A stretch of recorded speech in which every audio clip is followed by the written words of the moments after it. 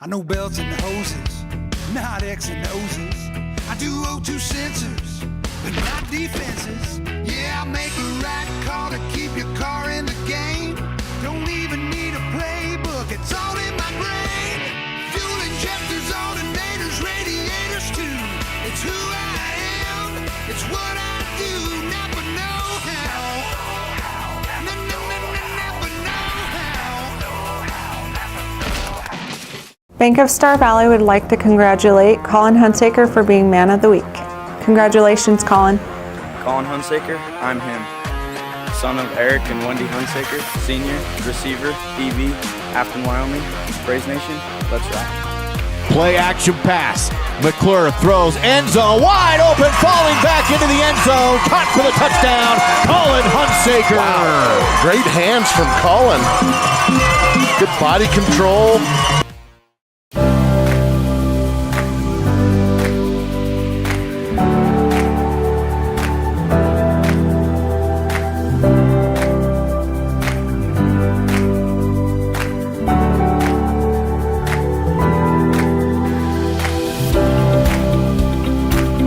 Corey and the staff at Miles CPA would like to say thank you to the community of Star Valley for the wonderful support provided over the last 16 years.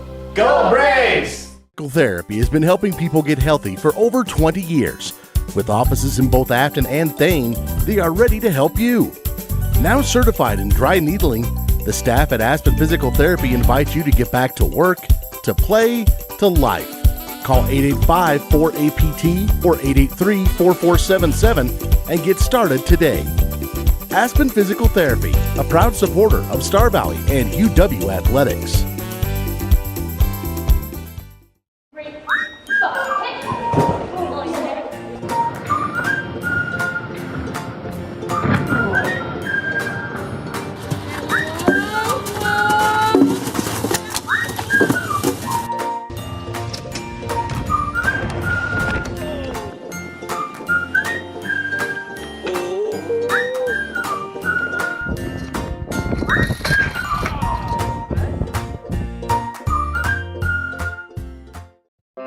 You know what I like about Caribou Ford?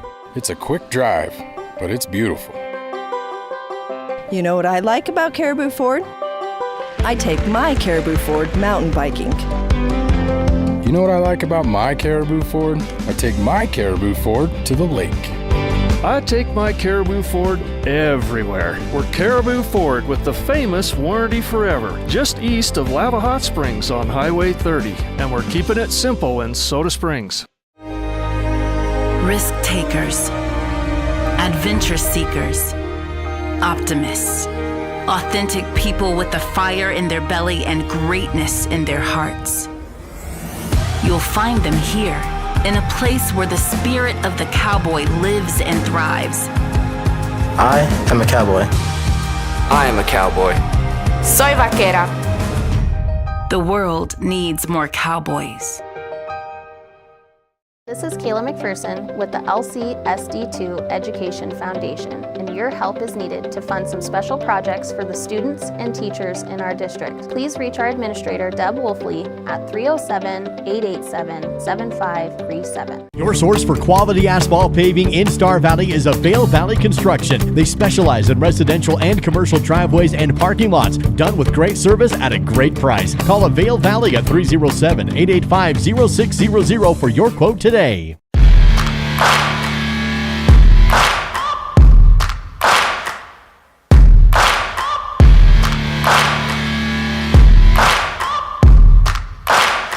Yeah, I just wanna be great.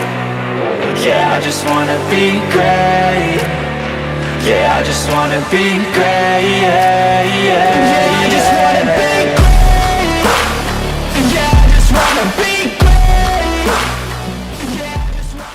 Our small part of making this world a better place is to try and make certain that food is abundant. Because when you don't have to worry about your next meal, you're free to pursue your dreams. And when people are free to pursue their dreams, that's exactly what they do. And all of our lives are made better for it. We're Simplot, and we want to help create better, healthier, easier to grow foods through the magic and the power of modern agriculture. Simplot. bringing Earth's resources to life. A leg up, an upper hand, an edge. Call it what you want. When you finance with Advantage Plus Federal Credit Union, you'll always be winning. Advantage Plus Federal Credit Union. Here, the advantage is yours. Plan your next vacation to scenic Star Valley, Wyoming with a luxurious stay at Kodiak Mountain Resort. Enjoy your own comfortable cabin with a soaking tub and top amenities. A hot complimentary breakfast is always included. Book your stay at KodiakMountainResort.com. You know what I like about Caribou Ford? It's a quick drive, but it's beautiful. You know what I like about my Caribou Ford? I take my Caribou Ford everywhere. You know what I like about my Caribou Ford? My whole family goes in my Caribou Ford. We're Caribou Ford with the famous Warranty Forever, just east of Lava Hot Springs on Highway 30. And we're still keeping it simple in Soda Springs. Today, we're going to play a little mini game called Whose is Whose. One of these individuals spent 13 years building equity in their home. The other spent a few weeks selling the home. So, whose stack is whose? Yeah, that doesn't seem right to us either. You worked hard to maintain and increase your home's value. Shouldn't you see that value when you sell it? Assist to sell, full service with savings, 886-4990. Our new Star Valley Health Alpine Clinic is open and ready to meet all of your family needs. From wellness checkup to cold or flu, to sports injuries and urgent care. Our orthopedist can help you restore mobility and eliminate pain. And our experienced cardiologist can care for your heart. When you need quality health care, we're here to serve you and your family in Alpine. We'll help you feel your best, close to home.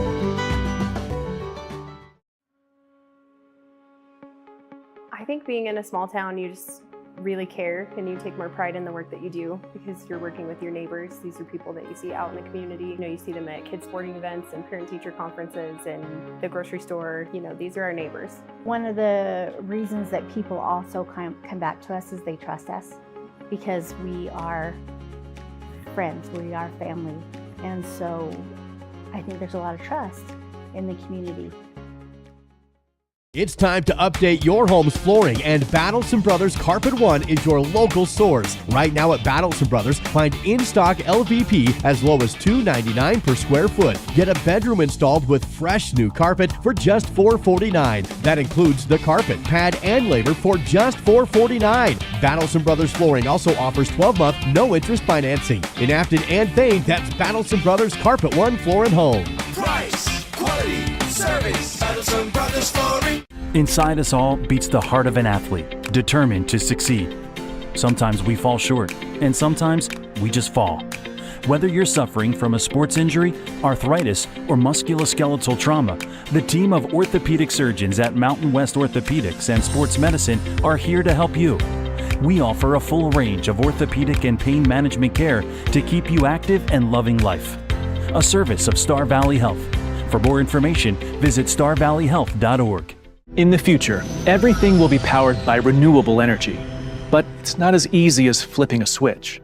It's a long road, requiring decades of time and trillions of dollars. But what if there was a better direction on the path to zero carbon emissions? An energy source that's available right now, that's affordable, plentiful, and environmentally friendly. There is. And it's propane. Fall River Propane, Star Valley's fastest growing energy for everyone provider, keeping you warm this winter. Star Valley Disposal and Royal Flush Septic have been serving the local community since 1999, including residential, commercial, and construction. Star Valley Disposal and Royal Flush Septic is your company for all of your trash needs, along with septic pumping and portable toilets. For the dependable company that has a proven trust and reliability, contact Star Valley Disposal and Royal Flush Septic at starvalleydisposal.com. That's starvalleydisposal.com.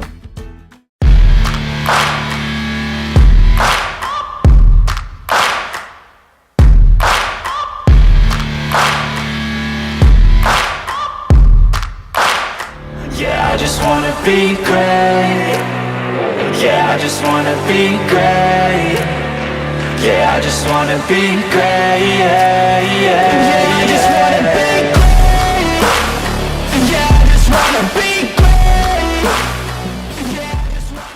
Since 1932, locally owned Hastings Ace Hardware has served Star Valley as the place to find high-quality outdoor, hardware, and houseware products at competitive prices. Staffed by your friends and neighbors, Hastings offers a team of knowledgeable and helpful folks to answer your questions and assist you in finding the perfect solutions for your projects year-round. Find Braves apparel, fashionable clothing lines, tasteful gifts, a full-service gift wrapping and custom framing counter, jewelry, home decor, paint mixing services, and so much more. Hastings Ace in Afton. It's the local and helpful place. Treat yourself to a luxurious staycation with a cozy cabin getaway at Kodiak Mountain Resort in Afton. Get the locals discount by using promo code SVI Local. Every cabin has its own oversized soaking tub, big screen TV, fireplace, and includes free breakfast. Or upgrade to the cozy couples cabin with your own jetted jacuzzi tub. Find luxury right here with a staycation at Kodiak Mountain Resort. Use promo code SVI Local for the locals only discount. Sometimes people wonder, what does Swift Creek Trading sell? The real question is, what don't they sell? At Swift Creek Trading, find boots, shoes, socks, sweaters, shirts, jeans, belts, dress shirts and ties, horse tack and accessories, horseshoes, riding gear, cowboy hats, baseball caps, UW and Star Valley apparel, cologne, wallets, Swift Creek Trading, your everything store, downtown Afton. Miscellaneous items, shoe and boot care, jewelry, Western shirt. Digital Dilemmas presents Wi-Fi Enlightenment. A wise person once said, "Keep your feet on the ground and your router on a shelf. This will help you achieve greater happiness in life and a better Wi-Fi signal." Placing your router on the floor can negatively affect its performance because the ground will absorb the signal. Stay tuned for more Digital Dilemmas. Everyone in Star Valley knows the Fun Zone is the place to go for birthday parties, family reunions, receptions, or basically any kind of get-together. Do you know what makes the Fun Zone even better? When you come and enjoy it. New to the Fun Zone is a massage chair and a vending machine, and still offering the open gym, volleyball, foosball, and air hockey, a full-service kitchen, and even a big screen TV.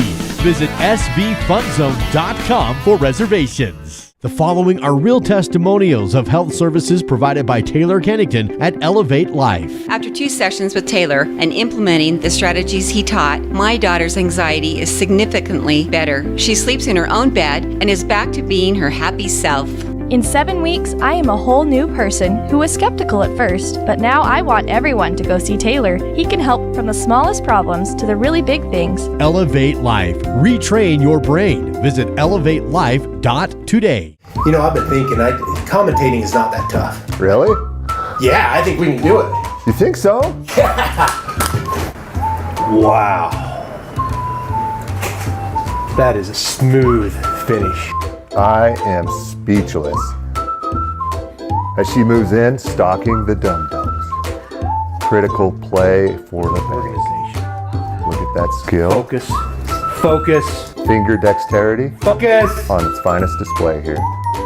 Focus! They're the 50, the 40, the 30, 20, 10, they're gonna go all the way! It's a touchdown!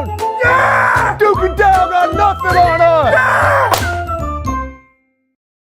B&H Auto is your local source for all your auto maintenance needs. Oil changes, brakes, shocks, tires, and even mechanical repairs such as transmissions and other engine problems. Located on the north end of Afton, that's B&H Auto, service you can ride on.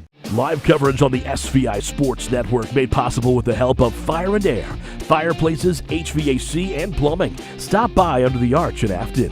Skyview Lanes and Cineplex, the Family Fun Center. The Right Company, HTC Siding and Gutters, no job too small.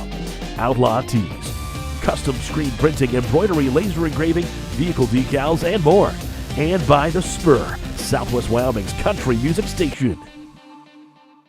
Since 1932, locally owned Hastings Ace Hardware has served Star Valley as the place to find high-quality outdoor, hardware, and houseware products at competitive prices. Staffed by your friends and neighbors, Hastings offers a team of knowledgeable and helpful folks to answer your questions and assist you in finding the perfect solutions for your projects year-round. Find Braves apparel, fashionable clothing lines, tasteful gifts, a full-service gift wrapping and custom framing counter, jewelry, home decor, paint mixing services, and so much more. Hastings Ace in Afton. It's the local and helpful place.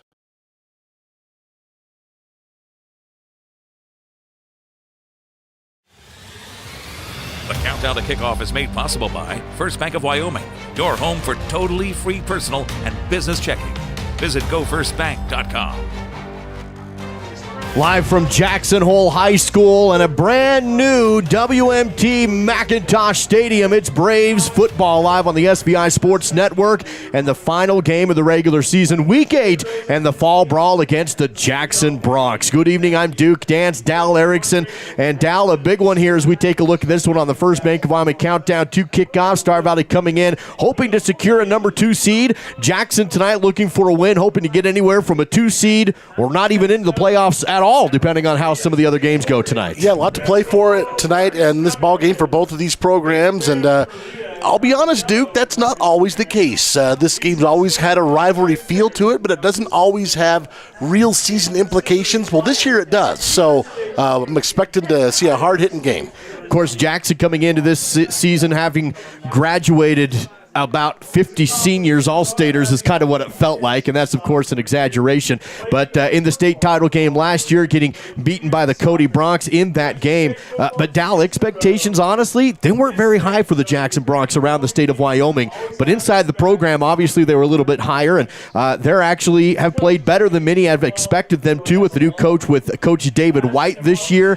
And Jackson coming in 2-2 inside the 3A West, a close overtime, double overtime win, I think, against Evanston, just barely squeaking by Powell last week. That was a big win for them in a 17-14 win. So Jackson certainly has probably exceeded the expectations of most. Well, and they picked up 4 wins overall over the course of the season. You know, there's a lot of teams that would trade places with them, and so hats off to them. You know, it's a credit to kids basically working hard and deciding they're going to buy in when you win games like that. And so hats off to the Bronx. And then when you look at the Braves, you know, it's not like the Braves had a bad year last year. The Braves were a pretty darn good team last year. Came up just short against the eventual champs. Cody could not get past Jackson. Those are the 2 teams they couldn't beat. Well, this year, now it's just Cody, at least so far. We'll see how the Braves do tonight, but I expect a big bounce-back game from them. It is senior night tonight for the Jackson Bronx. One of those seniors being recognized is their big 6'5" quarterback, Dal. He wears number 13. That's Owen Jansen, and the offense is all about Owen Jansen. Of course, he needs the help around him, but he's the team's leading rusher as far as touchdowns and yardies. He has 5 rushing touchdowns on the season. Jansen also comes in with 12 passing touchdowns on the season. He's a guy the Braves defense is going to have to cue in, and if you can put a hat on Owen Jansen and try and have him have an off night and not pick up those yards and get into the end zone, that's going to be the Braves' best chance tonight. Big, tall kid. Thank goodness you can see him over there, kind of towering above some of his other teammates. I want to look at a guy that he's played sparingly this year for the Braves, number 32, Jesse Levitt. And Jesse came back and played last week, had a good outing, carried the ball 8 or 9 times, had 40 to 50 yards last week. He was the starter to start things back in 0 week, but I expect that he's healthy now, and I expect him to be more and more a part of this running game. Not just, I think tonight's a great opportunity for him to kind of get into a rhythm heading into the postseason. I expect a good game from Jesse tonight. In fact, maybe even a big game. It's Jackson hosting the Star Valley Braves tonight on a windy pre-winter storm weekend on a Friday night to wrap up the regular season. Postseason after tonight, Braves hoping for a 2 seed. Jackson trying to get into the playoffs, and maybe even they become a 2 seed depending on how some of the other games go. 25 minutes to go until we kick off this game. It's live from Jackson Hole and the First Bank of Wyoming countdown to kickoff on the SVI Sports Network.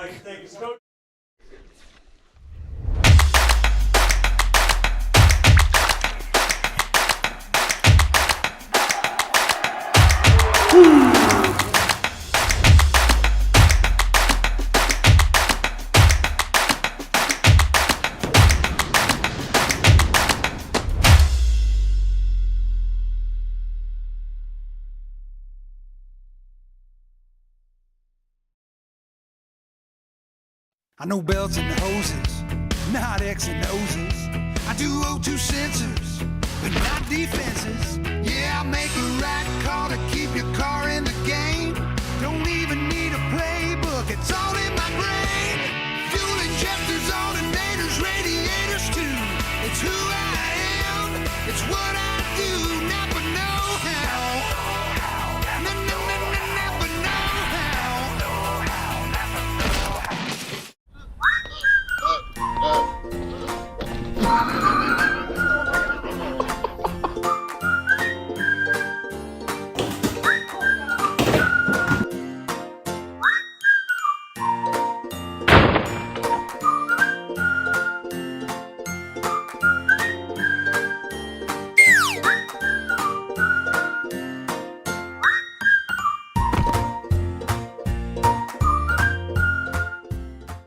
Live coverage of this broadcast made possible because of Miles Beverage Incorporated, a proud sponsor of Star Valley and UW Athletics.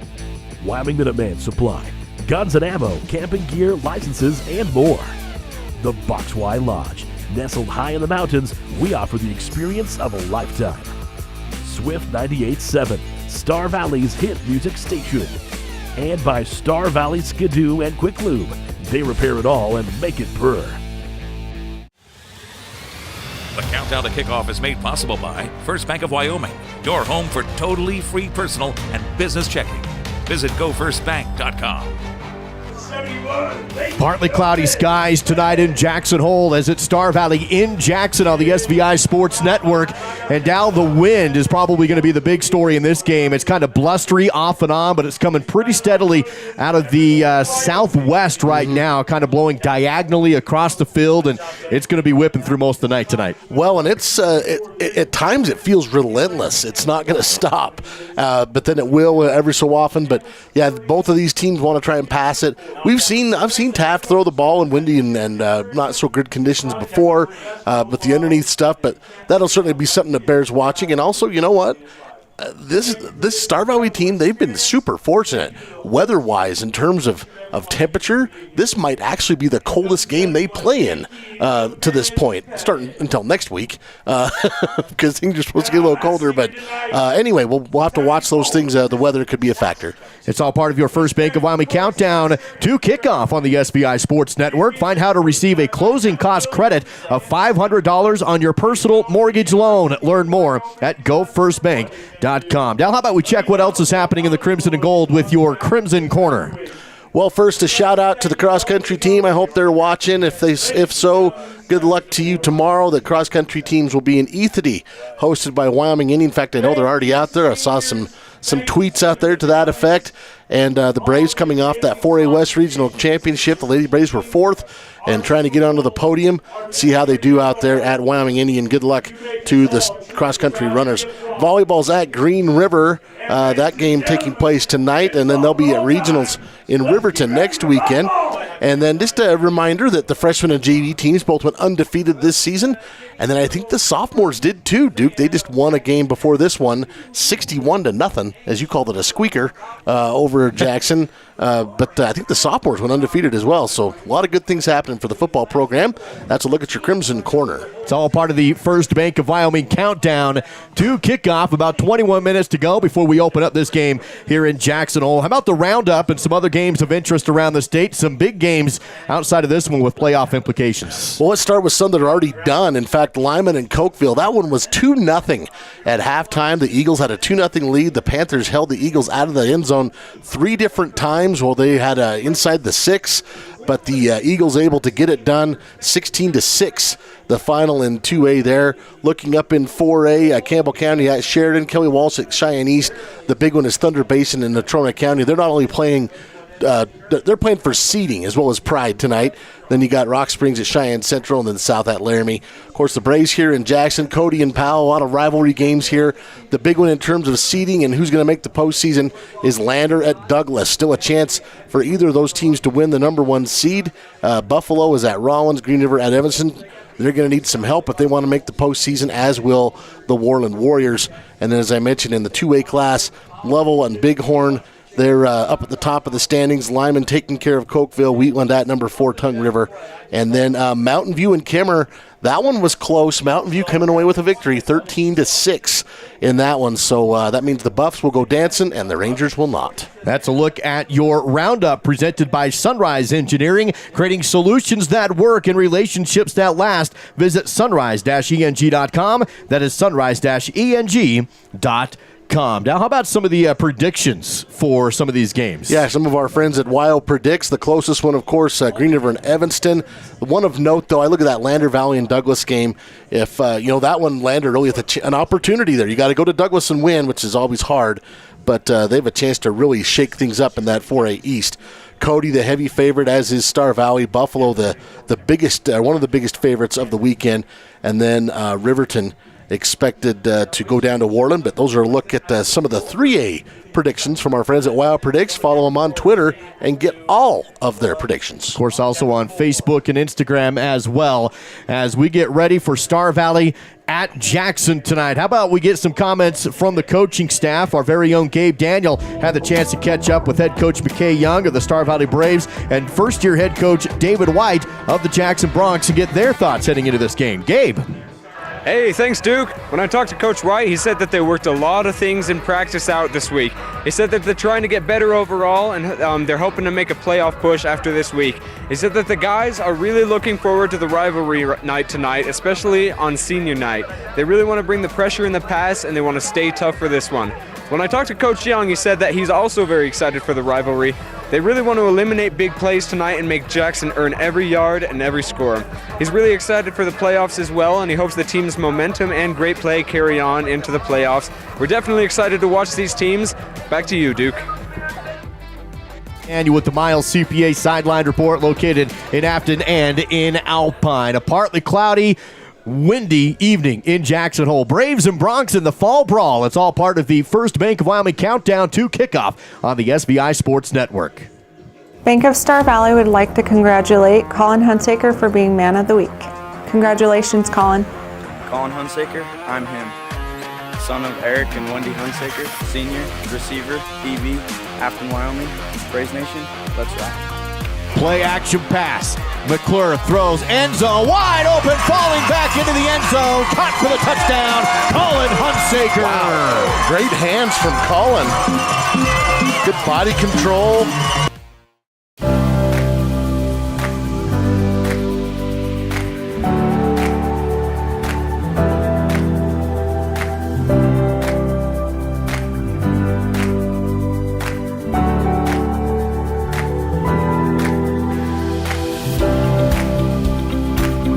Corey and the staff at Miles CPA would like to say thank you to the community of Star Valley for the wonderful support provided over the last 16 years.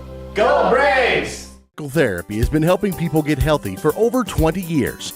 With offices in both Afton and Thane, they are ready to help you.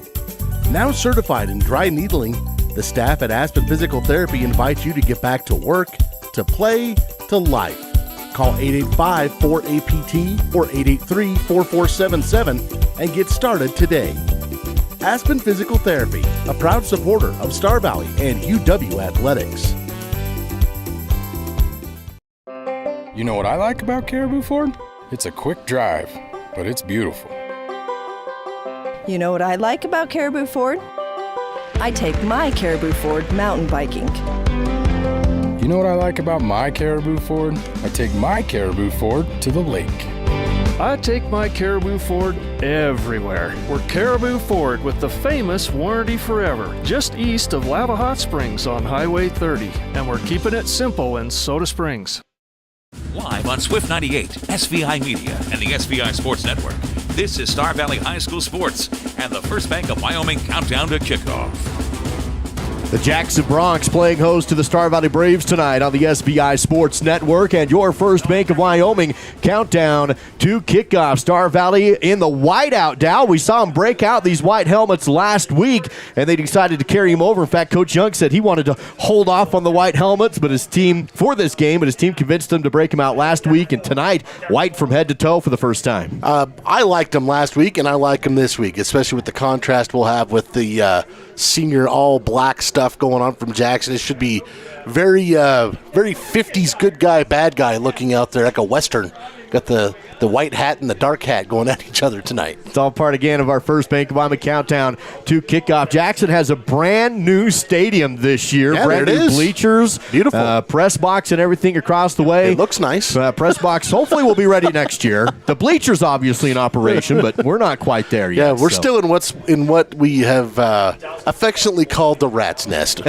Still over here for one more time. One more time, waiting to see if it'll hold us up one more season. But, yeah, looks like the new facilities look very nice. That's all we can say. They look great. They look great Yeah. from here. From the exterior, they look great. It's all part of your first Bank of Wyoming countdown to kickoff. Now, this rivalry Hey, there we are. Yeah, that's our box. Yeah, That's us. that's the one. This rivalry between Jackson and Star Valley goes back a long, long time. Coined the Fall Brawl by yourself. Let's recap this one with the help of Simplot Smoky Canyon Mine. I'm still not getting any money from that. I keep hearing it. I should get a quarter every time that I hear that. The first game took place way back in 1931, Duke, and it's been pretty one-sided for Star Valley. You look at that number, 66-18, and here in whoops, I got the wrong one. We should be looking at the one in Jackson. But looking at the trends, Jackson's won the last 2 meetings, but they've never won 3 straight. But if you look at this, Star Valley 6-4 in the last 10. So you look at it historically, Duke, and these teams, it's been very one-sided towards Star Valley, but in the last 10, been a lot more competitive, 6-4, and actually that record this is my fault. The record in Jackson, Star Valley leads 31-8. So that's my fault, sorry. But that's a look at your rivalry, brought to you by your friends at Simplot Smoky Canyon Mine. Bringing Earth's resources to life, visit Simplot.com. That is Simplot.com. The great thing about this rivalry is it's not between the schools. A lot of the parents and the community are intertwined. A lot of people from Star Valley work up in Jackson. It has become kind of a community rivalry, even between maybe some of the businesses, if you will. And Dal, earlier on in the week, we had a chance to catch up with 2 State Farm agents, Randy Thompson in Afton and Austin O'Brien in Jackson. And they were able to share their thoughts on the Jackson Hole rivalry and also let us know about some really good brand new life insurance offerings. Here is Randy Thompson and Austin O'Brien with State Farm Insurance on SVI. So I don't know if you've done this yet, Austin, but I would consider with the new State Farm product we got rolling out, that you ought to insure all of the Jackson Broncs because they're going to need a little life insurance after this game today. We are going to actually lay the wood on you boys, and there's going to be some people needing to call you to file some claims here. I was thinking the same thing, Randy. Y'all got an aging population down there in Star Valley, and that's a long way to get your butts whooped up here. That's a 90-mile each way. Ouch, ouch. I hope that doesn't taste a little tougher once it comes out of your mouth and we see the final score. So I don't know if the community knows this, but one of the most exciting things that I've seen in the last 20 years with insurance is this new State Farm product that's been rolled out effective Monday. Everybody age 45 through 80 can get a life insurance policy with no questions asked. If you've got health conditions or disabilities, we don't even need to ask. It's one of the best news out there. Every one of us can provide a little bit of protection and cash for our families. How do you feel about that, Austin? I think it's great. I think it's about time that we had a product that was able for everyone to be guaranteed insured. That's one of the worst conversations you can have with someone is if it was too late. If they could have done this a couple years before, they could have gotten a different kind of product. But now we have something for people. You can't control what happens to you. If you come down with an illness, that's out of your control. And now we have something that we can offer to people that have that in their lives. And it makes me feel good that we can fully take care of our entire community, not just some of the community. This will help us take care of everyone in the community. Awesome. Well, let me just say there's 2 things that are certain in life. One is Star Valley football, and the second is death. It happens to all of us. We win a lot, and people are used to it. And if you want to make sure that you leave a little cash for your family and protection for the future, give me or Austin a call and let's make this happen. Well, I appreciate that, Randy, but it was not Star Valley in the state title last year, now was it? It was Jackson. No, you'll be reading the newspaper this year, won't you? All right.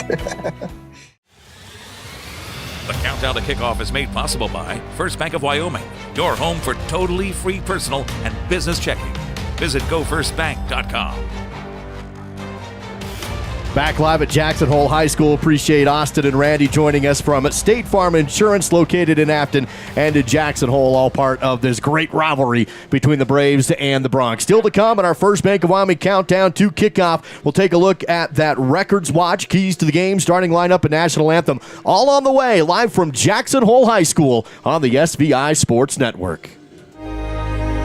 Risk takers, adventure seekers, optimists, authentic people with the fire in their belly and greatness in their hearts. You'll find them here, in a place where the spirit of the cowboy lives and thrives. I am a cowboy. I am a cowboy. Soy vaquera. The world needs more cowboys. This is Kayla McPherson with the LCSD2 Education Foundation, and your help is needed to fund some special projects for the students and teachers in our district. Please reach our administrator, Deb Wolfley, at 307-887-7537. Your source for quality asphalt paving in Star Valley is Avail Valley Construction. They specialize in residential and commercial driveways and parking lots, done with great service at a great price. Call Avail Valley at 307-885-0600 for your quote today.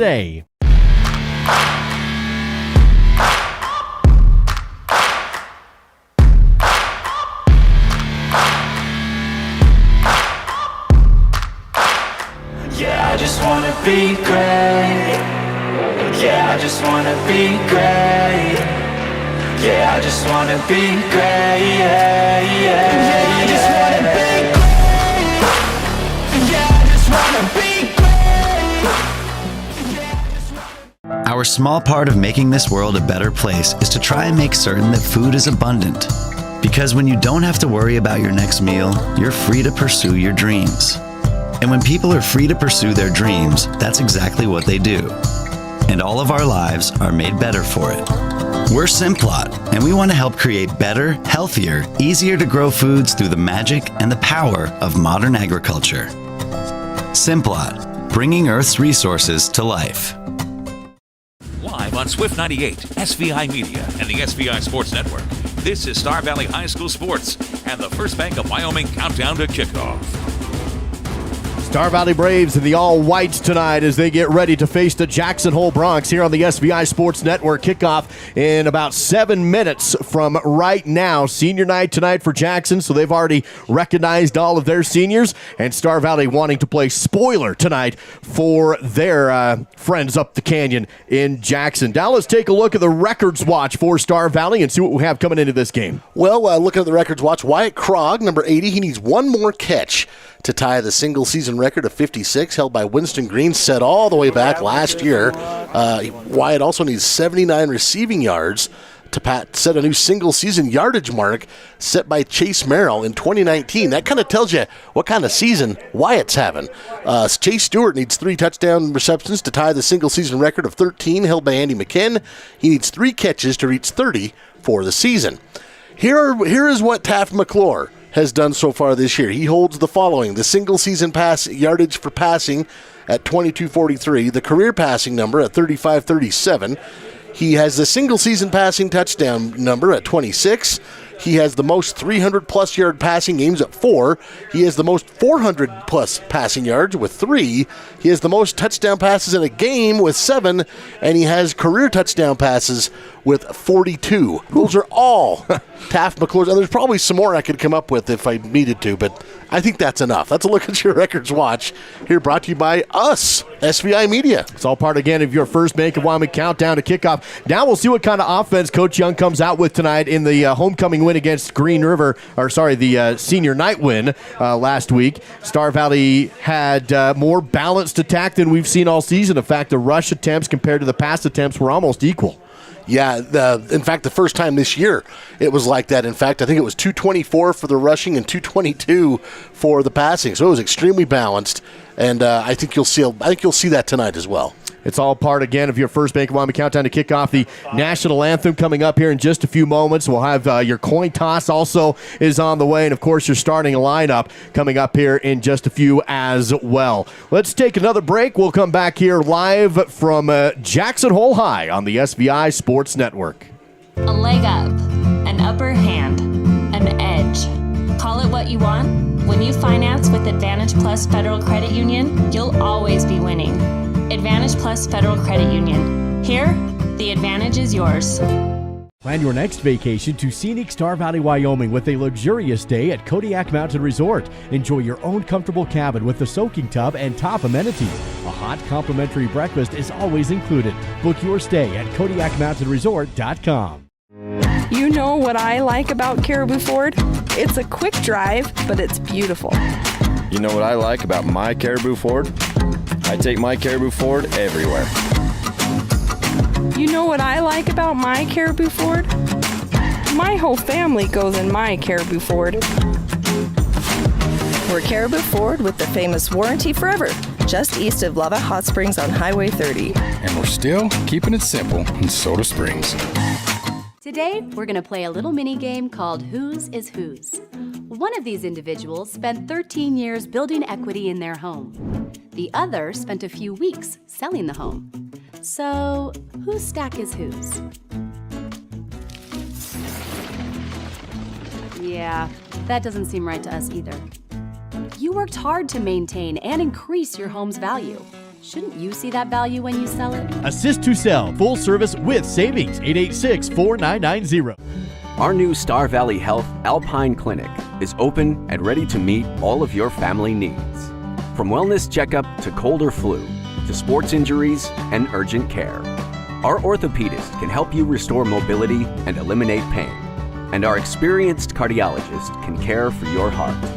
When you need quality health care, we're here to serve you and your family in Alpine. We'll help you feel your best, close to home. Live on Swift 98, SVI Media, and the SVI Sports Network, this is Star Valley High School Sports and the First Bank of Wyoming countdown to kickoff. Just a few minutes away from kicking off this game. National anthem on the way, but first, Al, how about your Rocky Mountain Yeti keys to the game? Well, key number one, Duke, this is going to have to be a game where the Braves limit their turnovers. That would certainly balance this game in a lot of ways. Number two, they need to score early. I think establish things early would be a big key. Put some pressure on Owen Jansen, the quarterback.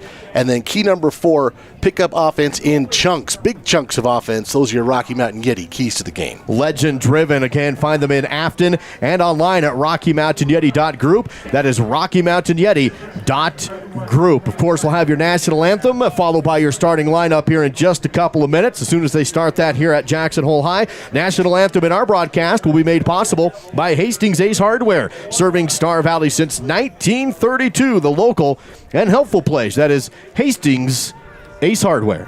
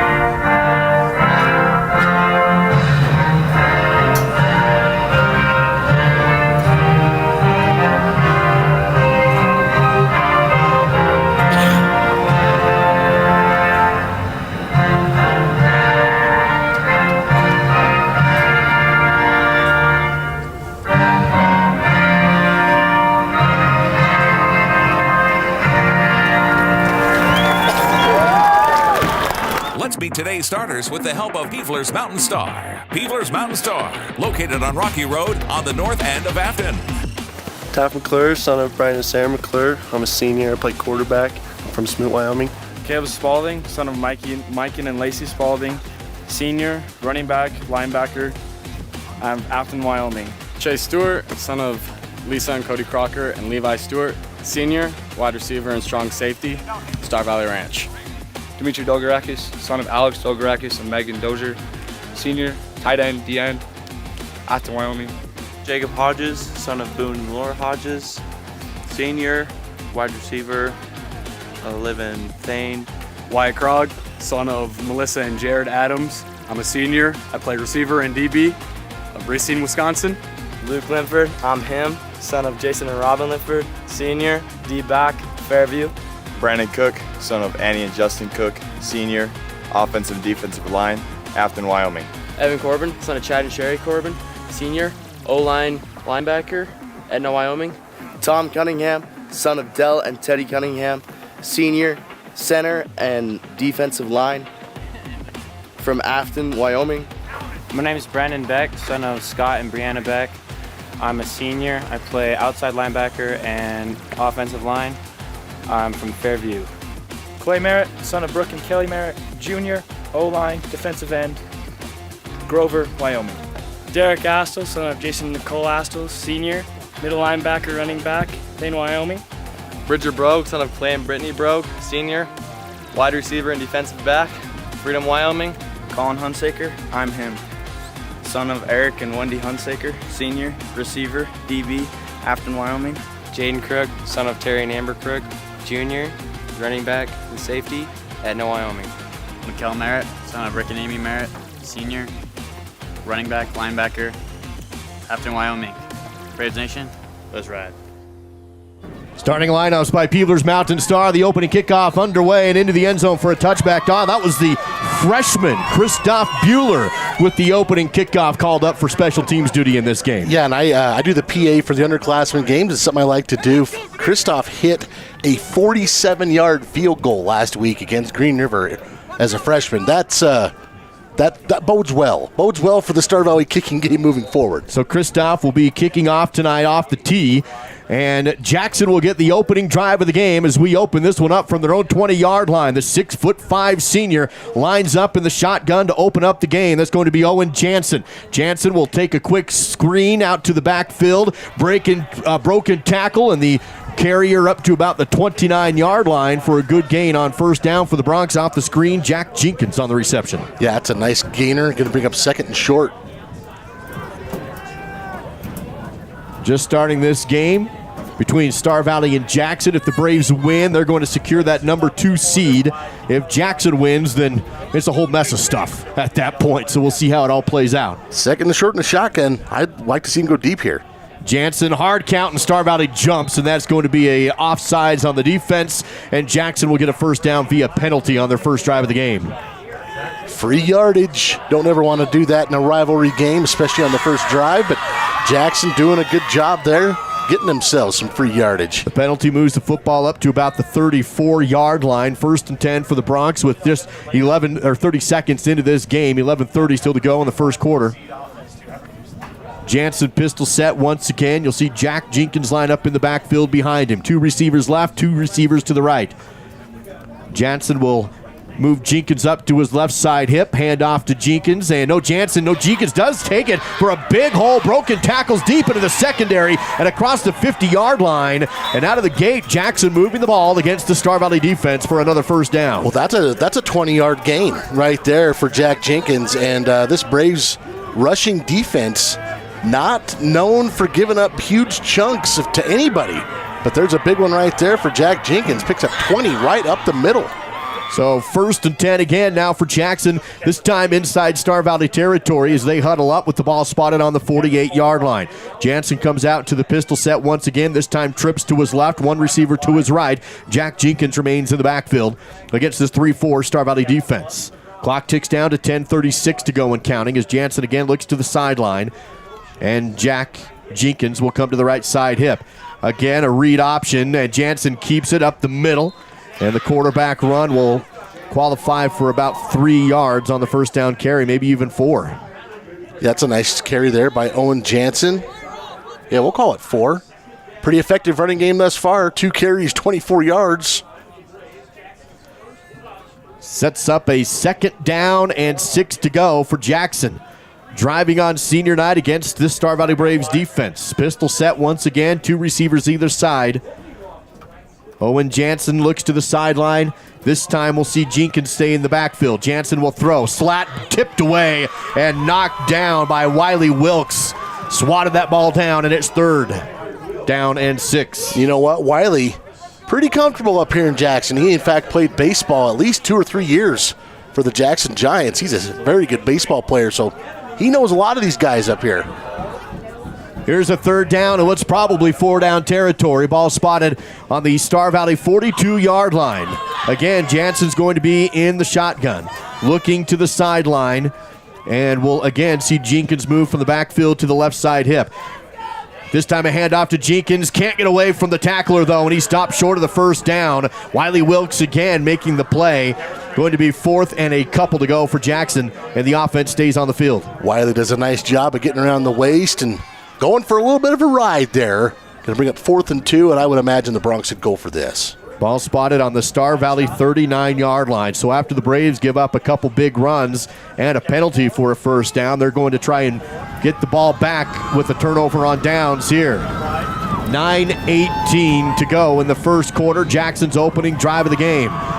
Call comes in from the sideline, and once again, Jack Jenkins goes to the left side hip of Jansen. Turn, handoff to Jenkins, another hole, and he'll have the 1st down. The Jackson front line is opening up the holes right now, and the Bronx offense stays on the field. Clay Merritt gets the tackle, but the Bronx only needed 2 yards, and they picked up at least 3 here. As you can see, the handoff, and you mentioned it, Duke, that's a nice hole to work with there. And by the time he hits Clay Merritt, he's already got the 1st down. Ball spotted now up to the Star Valley 35-yard line. 8:45 and counting in this opening 1st quarter of play between Jackson and Star Valley at Jackson Hole High. This time Jansen will throw, slant, caught, and another 1st down for the Bronx as he went to the slant right side to move the chains. Caleb Lundy on the reception. And gained about 10.5 yards there to Lundy. Spots the ball just shy of the 24-yard line, and Jackson continues to move the football. Clock rolls down to 8:30 to play in the 1st quarter. And the Bronx threatening the red zone right now with trips to the left side for Owen Jansen in the shotgun. Jenkins to the right side hip. Jansen will drop back to throw, goes deep into the end zone. Man coverage and a flag as it's knocked away. Oh, yeah. But they're going to get the pass interference on Jaden Crook at the 1-yard line. Well, to me, this is one of those, I don't think Jaden felt good about his chances here and just committed the penalty here on Seb Brunner. Yeah, that's white on rice and a glass of milk on a paper plate in a snowstorm right there. And that's also a pass interference penalty. So the penalty will result in a 1st down, and it's going to be Jackson football now inside the Riverside Dental red zone. And Star Valley's defense shocked here early on by this Bronx offense. That penalty moves the ball down to the 11-yard line to set up a 1st down and 10. Well, right now you got to be impressed with the Bronx offensive line. They're not only creating some holes, but they're giving a nice pocket here for Owen Jansen. And right there, he had plenty of time to drop that in the bucket and forcing the PI. Here is the 1st and 10 from inside the Riverside Dental red zone.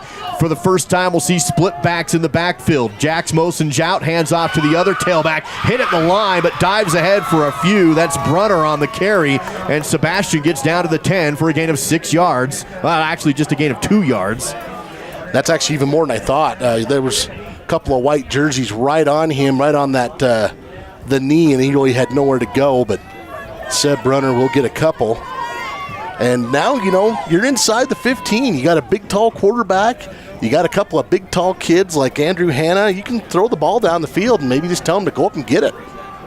Hanna wearing number 5. He's lined up in the slot. Now a turn, play action. Oh, it is a handoff to the outside to Jenkins. Looks for the corner inside the 5. Dives to the end zone, but he can't get there. We'll be real close to a 1st down, though, and it's probably going to be 1st and goal from inside the 2. It is a 1st down, and Jackson looking to score deep inside the Riverside Dental red zone on their opening drive of the game.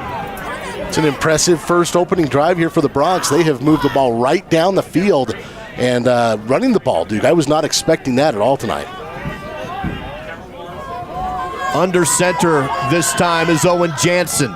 Jenkins in the backfield, first and goal, and he's in easy on the quarterback sneak. Owen Jansen, touchdown, and the Broncs on their opening drive of the game take a 6-0 lead against the second-ranked Star Valley Braves. An impressive-looking drive there. Jansen had a couple of nice looks over the middle, but really it was the running game and the offensive line that got that rolling. Here's the ensuing PAT from Braden Hills. Snap, hold, kick is good. Bronx 7, Braves zip on the SVI Sports Network. I think being in a small town, you just really care and you take more pride in the work that you do because you're working with your neighbors. These are people that you see out in the community. You know, you see them at kids sporting events and parent-teacher conferences and the grocery store. You know, these are our neighbors. One of the reasons that people also come back to us is they trust us because we are friends, we are family, and so I think there's a lot of trust in the community. It's time to update your home's flooring, and Battleson Brothers Carpet One is your local source. Right now at Battleson Brothers, find in-stock LVP as low as $2.99 per square foot. Get a bedroom installed with fresh new carpet for just $4.49. That includes the carpet, pad, and labor for just $4.49. Battleson Brothers Flooring also offers 12-month no-interest financing. In Afton and Thane, that's Battleson Brothers Carpet One Floor and Home. Price, quality, service, Battleson Brothers Flooring. Live coverage of Braves football continues now on the SVI Sports Network. Star Valley sideline looking to see what they can do to get back in this game after Jackson marches 80 yards down the field on the opening drive, and now they have a 7-0 lead over the visiting Braves. And not doing anything fancy, Duke, just gashing the Braves a bit with the running game, which we have not seen that really. I mean, maybe the Sugar Salem game with the Diggers, but the Broncs, they were picking up big chunks of yardage, and they were able to capitalize on that drive. Braden Hills with the ensuing kickoff for the Broncs with 7:06 to play in the first. It's going to be into the end zone. No, returnable from the 1 for Colin Hunsaker to the 15, 20, 25, and up the sideline to the 30 before he's finally whipped around and out of bounds just shy of the 35-yard line. Nice return for Colin Hunsaker up the left, and out comes another potent offense with Taft McClure and the Braves trying to dig out of a 7-0 hole. It was a very patient return, and the Braves set up shop here officially on the 29. The Broncs brought him down with number 30, Noah Cosby. Caleb Spaulding will get the start in the backfield with McClure opening up in the shotgun. One receiver wide left, 1st and 10 from their own 34. Hand off to Spaulding. Blockers out in front, has a big hole. Spaulding to the 45 and taken down to the 46. And it's a Rocky Mountain Yeti Afton first down out of the gate for Spaulding. You're right, Duke. I mean, I had my numbers wrong. It was the 34, not the 29. And there's that return. But, yeah, Caleb Spaulding. Caleb had 150 total yards last week, and it looks like a bit of a quick huddle here for the Braves. He'll step behind us, go into the pistol set with Krog in motion, and a whistle before the snap on the play. And there's going to be offsides on the defense is what this penalty will be. First penalty of the evening against the Broncs. So 5 free yards for the Braves. That'll bring up 1st and 5 for Star Valley as they cross midfield on the penalty. Pushes the ball up to near the 48-yard line of Jackson now. 6:38 to go in the first quarter. Opening drive of the game for Star Valley as they trail 7-0 in Jackson. Spaulding remains the lone back. Krog again in motion from right to left. Throw ahead to Wyatt. Spaulding has a nice seal block. Krog trying to get that edge, but he cannot. He's hit behind the 50-yard line, and the secondary for Jackson sealed the perimeter, and Wyatt tackled for a loss on the reception. Sib Bruner, Thomas May, 1 and 2 out there, and they stretched this out, dude. Credit to the Broncs. They stretched it out and made it so there was really no cutback lane for Wyatt Krog. And as you mentioned, Wyatt's going to end up losing a couple yards on that one. Pushes the ball back inside Star Valley territory, just shy of midfield. 6:07 to play, and setting up a second down and 7 yards to go. Shotgun once again for Taft McClure. Waits for the snap with one receiver left. He'll hand off, and a nice hole again for Star Valley across the 45 and near the first down. Again, a carry for Caleb Spaulding, and it will be a Rocky Mountain Yeti Afton first down for Caleb. Back-to-back double-digit carries for Caleb Spaulding. 2 carries, 22 yards now. As the Braves establishing that running game, as I mentioned, Caleb had 120 20-plus yards rushing, 2 touchdowns last weekend. Hodges split wide left with trips on that side. McClure will hand off instead to Spalding. Stutter step at the line of scrimmage, and then he's stacked up and plastered backward. But a nice stutter step gives him a couple yards to make it 2nd down and roughly 8 to go. In on that tackle, Caden Neald, number 51. Had to double check. That's a Star Valley name right there. 5:15 and counting here in the first quarter. Jackson scores on their opening drive of the game, marching 80 yards down the field. Now in comes Tristan Hilton to play quarterback in the I formation under center. Turn, pitch to Spalding, and Caleb gets a nice push from the line up front, but only for a gain of a few yards to set up 3rd down and roughly 4 to go. And Star Valley will keep that Tristan Hilton offense out there with a 3rd and 4 in 4-down territory. Now out comes McClure in the offense. Yeah, Tristan, a little more of a physical presence behind that line. He's more apt to carry it, especially at the goal line. Wiley Wilkes lines up as the fullback as this time McClure comes up under center. This is just a power I right here. Spalding the tailback. Man in motion is Krog. Turn, hand off to Spalding. Gets a hole, carries a tackler across the 35-yard line. And he's tackled real close to the sticks. Down to the 34, and I believe it's going to be 4th down and short. And out comes Tristan Hilton once again for the short yard offense. Justin Castino with the tackle, and he is by far the leading tackler for this Bronx team, one of the best in the state. 4th and 1 from the 4 inside Bronx territory. Spalding has it and more. Caleb's going to score. Down to the 15, 10-5 touchdown. On 4th and 1, Caleb to the house. And the Braves a PAT away from tying up the game. Well, doing it on 4th down is definitely a little more demoralizing for the Bronx defense, who was hoping to get the ball back. Instead, the old bread and butter, watch the hole open up here for number 22, Caleb Spalding. Gets a great extra block there from Tristan Hilton, and then he is off to the races. I believe that was about 36 yards for the touchdown. Mikkel Merritt comes in for the PAT. Luke Linford will hold. And this to tie the game at 7 with 3:54 to go in the first. Snap is good, hold is good, kick is good, 7-all in the fall brawl on the SVI Sports Network. In the future, everything will be powered by renewable energy, but it's not as easy as flipping a switch. It's a long road, requiring decades of time and trillions of dollars. But what if there was a better direction on the path to zero carbon emissions? An energy source that's available right now, that's affordable, plentiful, and environmentally friendly. There is, and it's propane. Fall River Propane, Star Valley's fastest growing energy for everyone provider, keeping you warm this winter. Star Valley Disposal and Royal Flush Septic have been serving the local community since 1999, including residential, commercial, and construction. Star Valley Disposal and Royal Flush Septic is your company for all of your trash needs, along with septic pumping and portable toilets. For the dependable company that has a proven trust and reliability, contact Star Valley Disposal and Royal Flush Septic at starvalleydisposal.com. That's starvalleydisposal.com. Here's Duke Dance, Al Erickson, and the SVI Sports Crew with more live coverage of Braves football. Caleb Spalding off to a great start in the game. He gallops in on a 4th and 1. We're tied at 7. Ensuing kickoff from the freshman, Christoph Bueller, is going to be booted deep into the end zone. Dang, man. And back-to-back touchbacks for Christoph. That's impressive. Nice job. Also impressive, that drive. Caleb Spalding, 6 carries, 67 yards, and a touchdown, so averaging well over 10 yards a carry here for the running back. Now we'll see if Star Valley offense or Star Valley's defense can get a stop, because Jackson took it down the field for 80 yards on the last one. It really felt like there was some indecision from the Star Valley defensive line.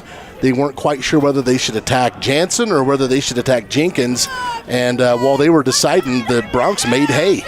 So Jansen again in the pistol with Jenkins behind him. Turn and hand off to Jenkins. This time he's swallowed up at the line. He will get a yard or two. But now the defense comes in and pushes him. You can bet that Coach Merritt challenged his defense on this drive after what happened on the opening. Yeah, I'm sure he didn't like that, but at the same time, you still got to go out and identify and do what you got to do. There you can see that hole open up. Derek Astle stood right in there and then stuffed it.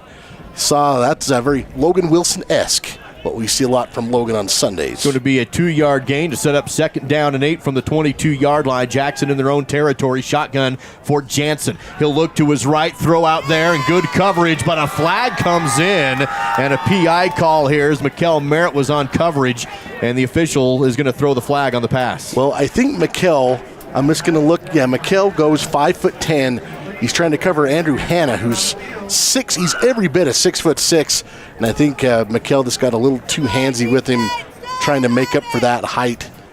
Now we're going to send it down to Gabe in a couple minutes here and get an injury update on that touchdown.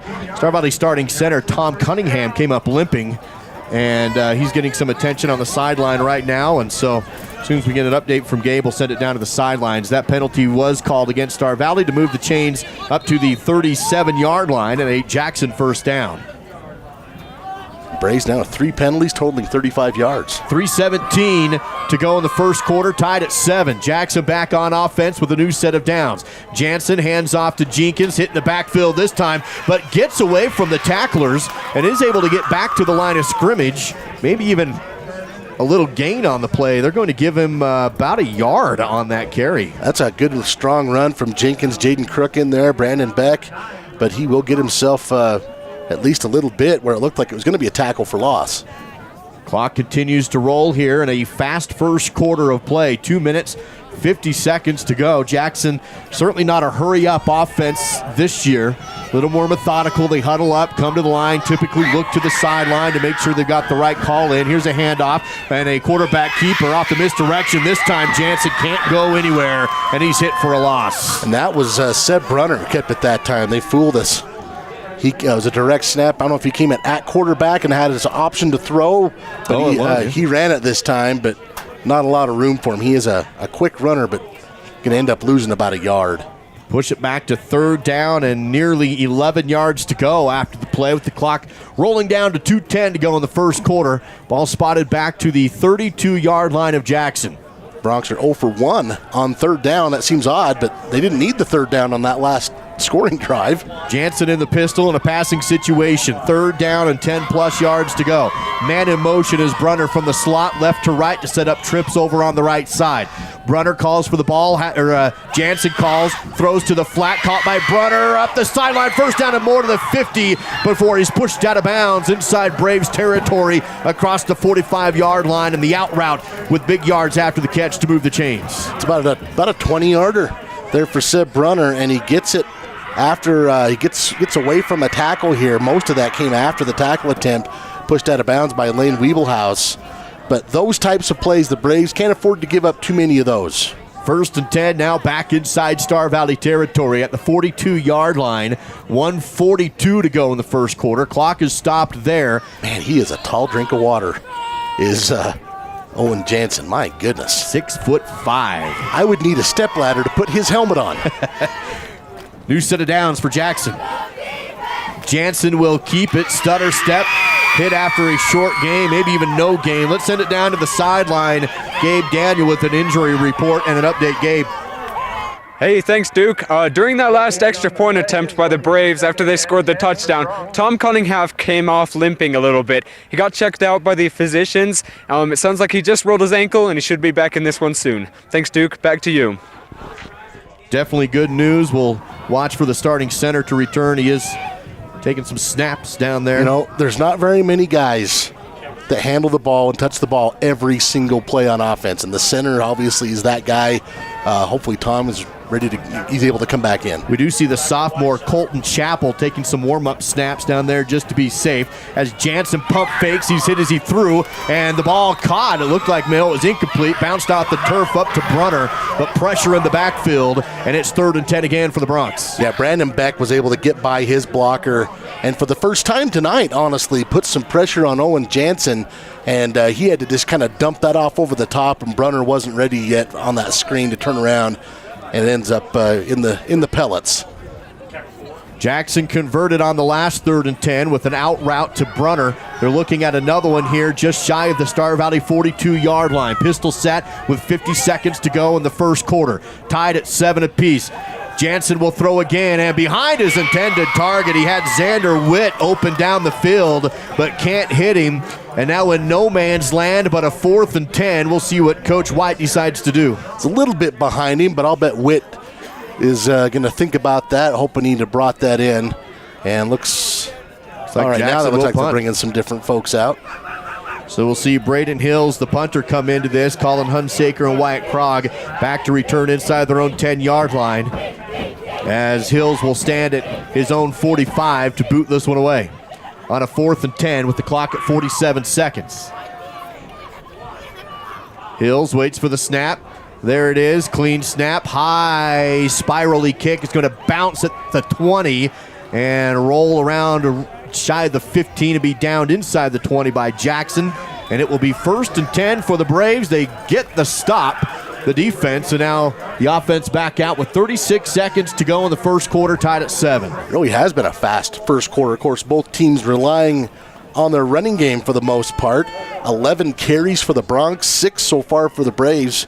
And this will be Star Valley's second possession, so that clock ticking away quickly. From their own 16-yard line after a nice punt from Jackson. In the shotgun is McClure. He'll send Krog across the formation. Hand off instead to Spalding. Has a nice lead blocker, but the tackle from behind on Caleb is going to be dropping him for a short yard pickup.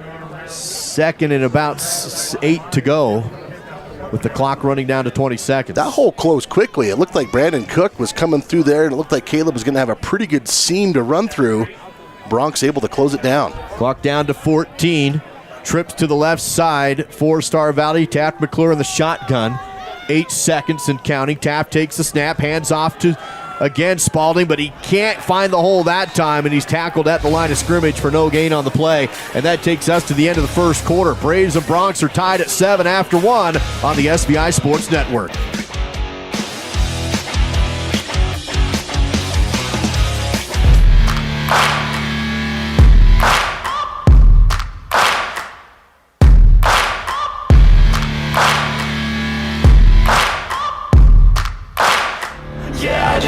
Be great.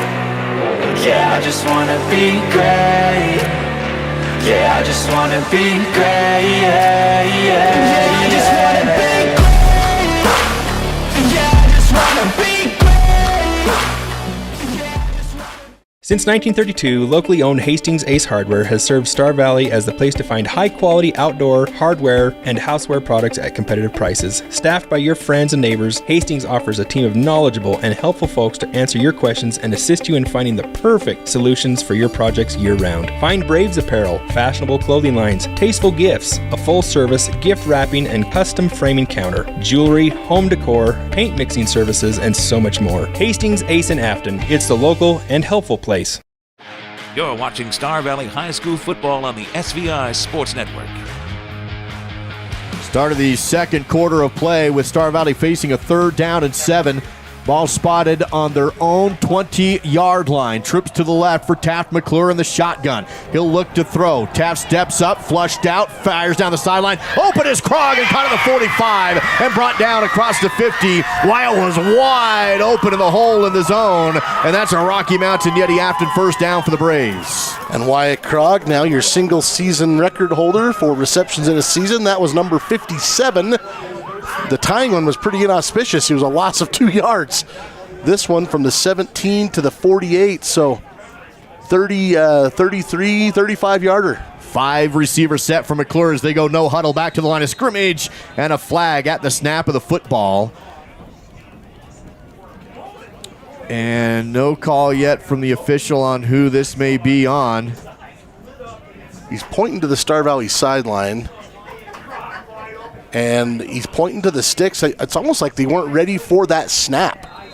So, yeah, they're just going to re-snap this. It's not a penalty. It was just, yeah, I guess no flag. The officials weren't all on the same page. So Star Valley is going to switch up the formation here and go 4 receivers, 2 on either side, with Spalding back in the backfield. McClure in the shotgun with 11:40 to play before halftime. Spalding tries to stiff arm his way up the field. He does break a couple tackles and rumbles ahead for a pickup of a couple on first down. Gets near the 45-yard line to set up 2nd and 8. We know Caleb's pretty fast. We saw that on his scamper, and he's had a couple of runs.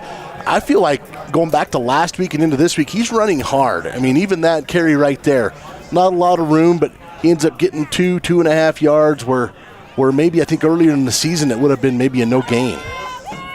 Star Valley now 2nd and 8 to go. Just over 11 minutes left in the second quarter. Still tied at 7 points apiece between the Braves and the Bronx and Jackson. Handoff again to Spalding. Has some room on the edge. Cuts upfield and rumbles ahead across the 40 and down near the first down marker. Should be enough to move the chains, and it is. A Rocky Mountain Yeti Afton first down. They are going to move him, and in fact, that's carry number 10 for Caleb Spalding already in this game. He's got 81 yards and a touchdown. Picks up a nice block there downfield from number 61. That's Evan Corbin, who looked pretty good. Remember, he had that ankle sprain late last week, and looks like he looks pretty good tonight. Empty backfield again for McClure. 3 receivers right, 2 to his left, with a first down and 10 inside the Jackson 40-yard line. From the 37. McClure will throw from the empty backfield. Steps up, has time, and then it collapses on him, and he is sacked and brought down by Jackson's number 19. That's Lucas Grayland, another 6'5 senior. There's a lot of height out there. A lot of tall guys tackling each other. That's a nice job by Grayland.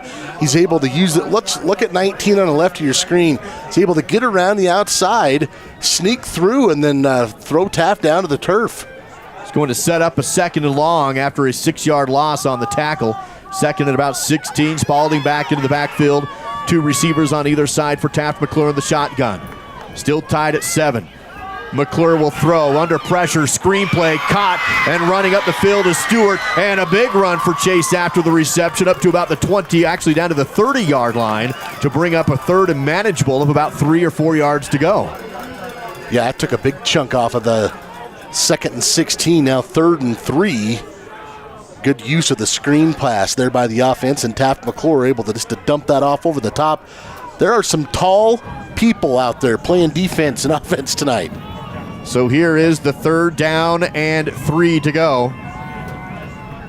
And Tristan Hilton back in the short yard situation. This tells me this is two down territory for the Braves. They get it on this one, fine, but if they don't, I guarantee they'll go for it. Some confusion on the line. Late player coming in. Here's the 5-second count, and Star Valley forced to use the timeout. We'll be back in 60 with the 3rd down coming up on SVI. Treat yourself to a luxurious staycation with a cozy cabin getaway at Kodiak Mountain Resort in Afton. Get the locals discount by using promo code SVI Local. Every cabin has its own oversized soaking tub, big screen TV, fireplace, and includes free breakfast. Or upgrade to the cozy couples cabin with your own jetted jacuzzi tub. Find luxury right here with a staycation at Kodiak Mountain Resort. Use promo code SVI Local for the locals only discount. Time to go back to the field with more live coverage of Braves football on the SVI Sports Network. Big 3rd down for Star Valley coming out of their own timeout.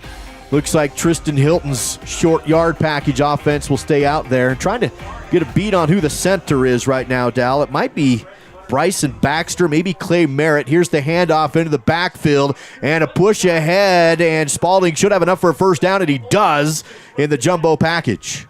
He's able to spin away from the initial arm tackle of number 41, Justin Castino, and the second effort is what got the chains moved there. So it is Clay Merritt snapping right now at center. Tom Cunningham came out of the game on the first drive after an ankle injury. He's still on the sideline. He's up. He's walking around, has his helmet on.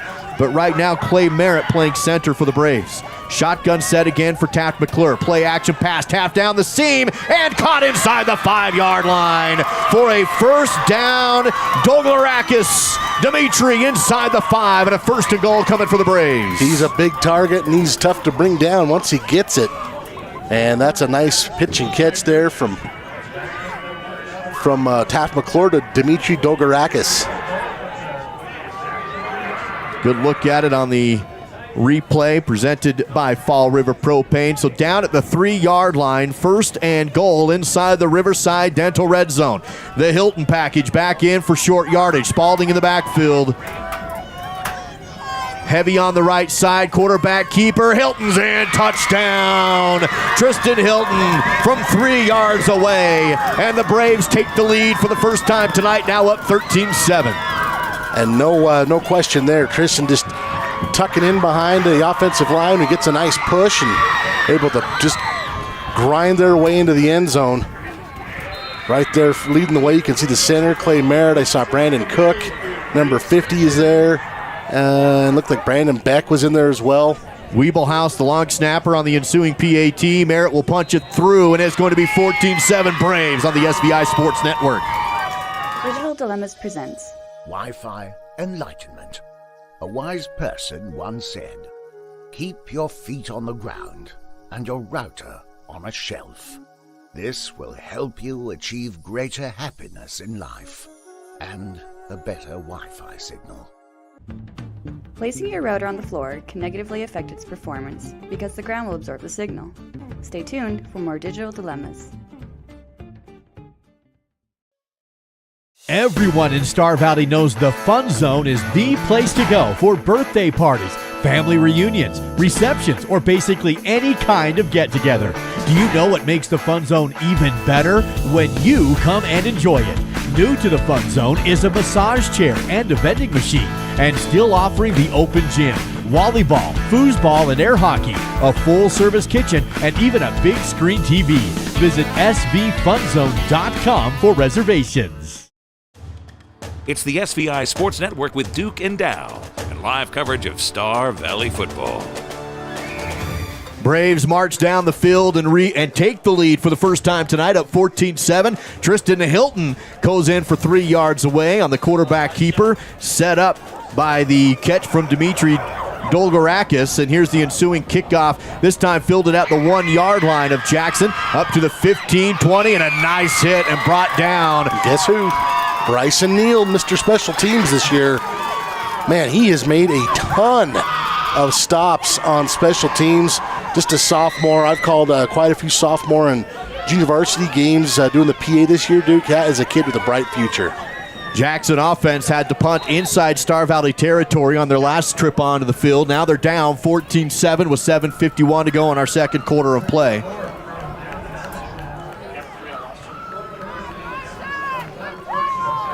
Ball's going to be spotted right at the 20-yard line.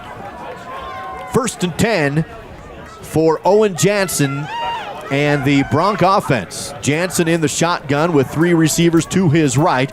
Once again, Jack Jenkins with him in the backfield, and a flag at the snap of the football will blow the play dead. And I believe it's a false start on the offense is what it's called. That's what it looks like. Officials look into the wrong press box tonight. Maybe the scorekeepers are over there. I don't know. Second penalty totaling 10 yards tonight so far for Jackson. So a couple of procedural ones is all they have committed so far tonight. Pushes the ball back to the 15-yard line, sets up a first down and 15 yards to go. Clock still at 7:51 to play in the second quarter. And the Braves up by a touchdown, 14-7. Jansen again in the shotgun. Rolls out to his right. Option pitch to Jenkins. Cuts across the grain and met by the wideouts. And Star Valley's defense holds it down to a 1-yard, maybe even a 2-yard gain. In there on the tackle, Jaden Crook. Also saw Brandon Beck.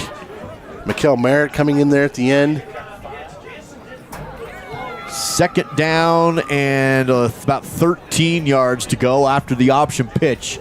As the clock ticks down to 7:22 to go in the second quarter. That first possession, the Bronx gashing the Braves with some yardage. Now that Star Valley rush defense closing things down a bit. Jansen will throw, goes to the flat, caught by Brunner. He's up the sideline, breaks a tackle, and tiptoes across the 30. And I believe Brunner's going to have a first down and move the chains on 2nd and long.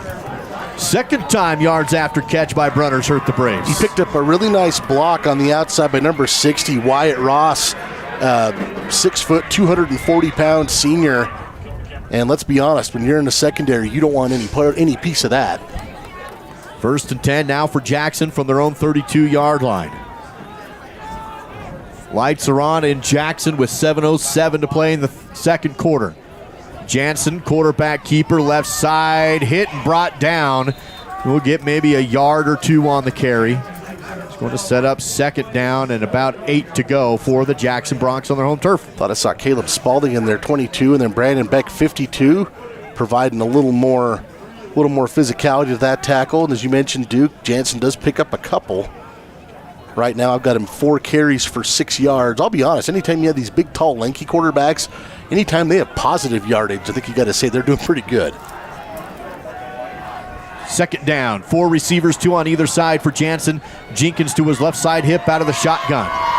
Jansen will throw, looks left, caught in the flat again by Brunner. He's hit at the point of the catch and will be stopped shy of the first down, but up to the 40-yard line.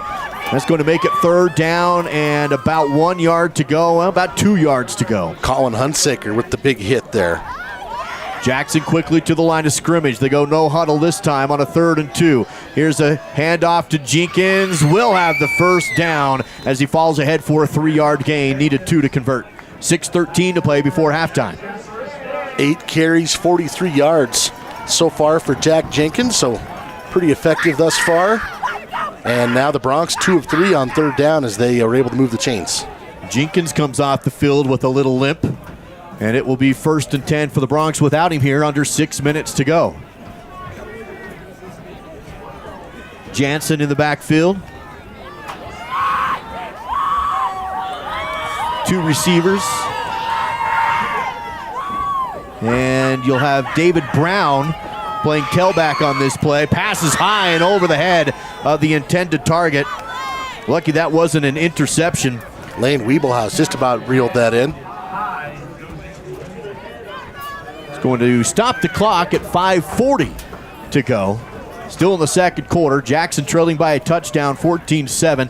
Looking at a 2nd and 10 from their own 43-yard line.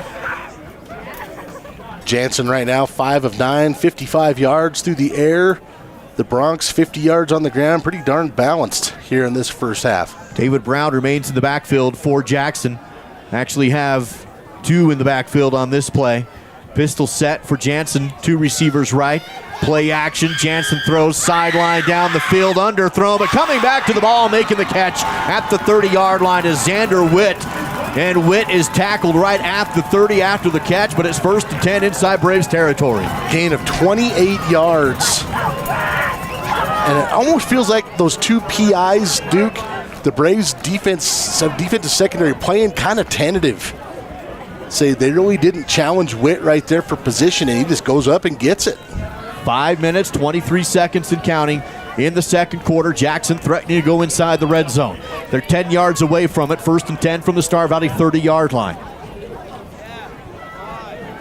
Jackson will break the huddle. Once again, Jack Jenkins into the game. After leaving with a limp a little earlier, Brunner in motion. Turn, play action. No, it's going to be a keeper for Jansen. Gets a pretty good haul and positive yards on the first down carry. About 3 yards before he stacked up and stopped his forward progress. So 2nd down and roughly 7 to go for the Broncs. We'll take it though. Positive yardage on first down. Give him roughly 4 actually. Spot him up to the 26-yard line to make it 2nd down and 6. Well, then you'll take as many of those as you can give him.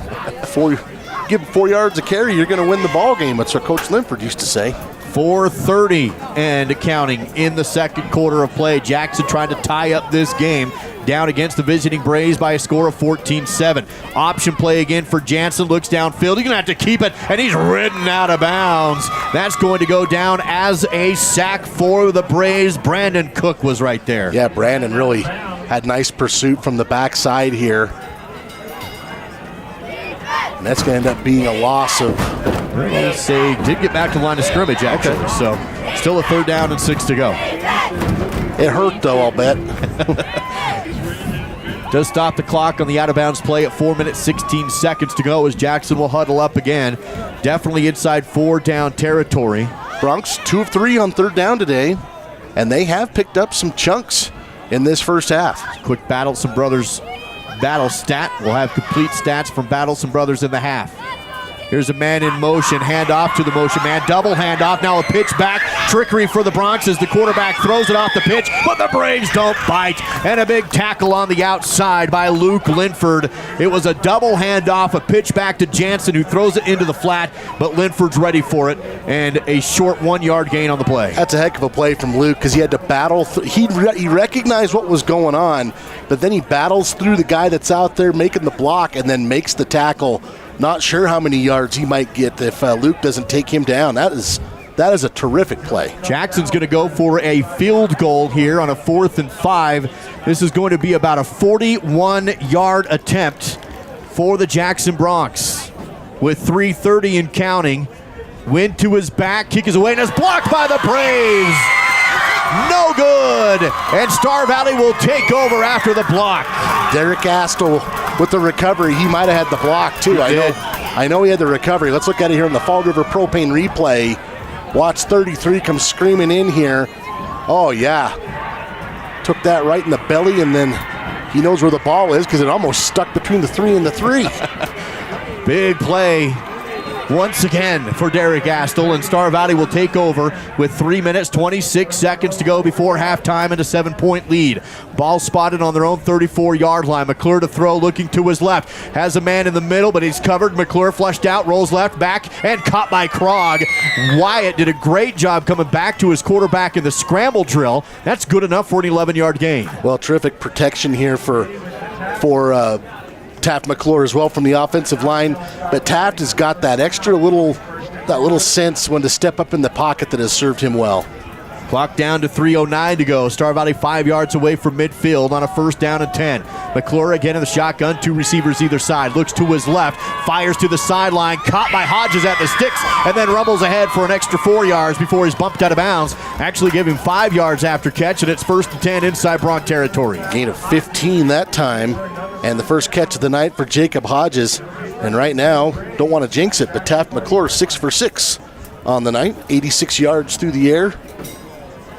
Still plenty of time for Star Valley. They have 2 timeouts remaining and 2 minutes, 45 seconds to go with a 40-yard field in front of them. 1st down and 10 inside Jackson territory.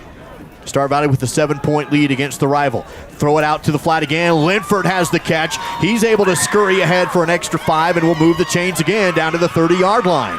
Another Rocky Mountain Eddie Afton 1st down. 10-yard gain there for Luke Linford. His first catch of the night. Just too many options, Stal. How do you cover this many guys in the open? It's the 5th different receiver tonight. McClure again in the shotgun. He's going to have 2 receivers to his left. Hodges will line up as a tight end on the right side. And Wyatt Krog flanked wide right. Spalding in the backfield from the shotgun. McClure takes the snap low but picks it up. Steps back under pressure, hit and dropped again in the backfield. 2nd sack of the game for the Bronx. Same and guy. Lucas Grayland again gets the sack from behind. And he's not just tall, 6'5", 215. Taft giving up a bit of weight here. I think he lists about 170. He gets hit between the shoulder blades there. That'll push the Braves back about 11 yards. 2nd down and 17 to go after the 7-yard sack with a trips to the right side for Taft McClure. Rolls to his right, tailback draw, room for Spalding in the open, running down and up the sideline to the 20 and brought down just shy of the 20-yard line. He'll be about a yard or 2 short from the 1st down. Beautifully executed draw play and more yards for number 22, Caleb Spalding. In fact, they're going to give him 16, which by my stat sheet, Duke, puts Caleb at 100 yards even. 3rd and 1. Hand off to Caleb again. Has the 1st down and more. Bounces outside. Broken tackle. Dives inside the 15-yard line. And inside the Riverside Dental red zone with another 1st down for the Braves. Still a minute 9 to go, but there is a flag on the play to stop the clock. It's at the end of the play. So it's a personal foul, and it's going to be a face mask against the Bronx. So the carry will stand for Caleb Spalding and then tack on half the distance to the goal. 1 minute, 9 seconds to go, so all kinds of time for the Star Valley offense as the ball is spotted inside the 10-yard line down to about the 8-yard line. First and goal from the 8 now for Star Valley. 2 timeouts if needed, but a whole minute 9 to work with to pick up 8 yards. Shotgun for McClure. Hands off to Spalding. Wants the edge. Has a blocker. Spalding brought down from behind, but inside the 5-yard line. Tackled at the 4, and the clock under a minute to go. Second and goal. Nice tackle by Thomas May, battling through a couple of blockers there to get to the legs of Caleb Spalding. But Caleb does pick up about 5 yards. Second down for the Braves. Hilton in with the short yard package. Tristan turns, a misdirection, handoff, and into the end zone for the touchdown. Number 87, Chase Stewart. They go with the jumbo package now, fake the bread and butter, and Hilton goes in, or Stewart rather, goes in untouched. Third rushing touchdown of the half for the Braves. This time, that little wrinkle, the misdirection, you think it's going to Spalding. Instead, it goes to Stewart, and he is into the end zone before anybody even touches him.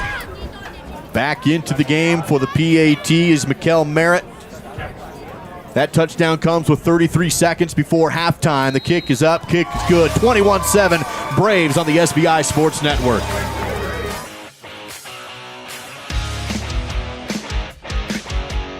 Our small part of making this world a better place is to try and make certain that food is abundant. Because when you don't have to worry about your next meal, you're free to pursue your dreams. And when people are free to pursue their dreams, that's exactly what they do. And all of our lives are made better for it. We're Simplot, and we want to help create better, healthier, easier to grow foods through the magic and the power of modern agriculture. Simplot, bringing Earth's resources to life. A leg up, an upper hand, an edge. Call it what you want. When you finance with Advantage Plus Federal Credit Union, you'll always be winning. Advantage Plus Federal Credit Union. Here, the advantage is yours. Plan your next vacation to scenic Star Valley, Wyoming with a luxurious stay at Kodiak Mountain Resort. Enjoy your own comfortable cabin with a soaking tub and top amenities. A hot complimentary breakfast is always included. Book your stay at KodiakMountainResort.com. Live coverage of Braves football continues now on the SBI Sports Network.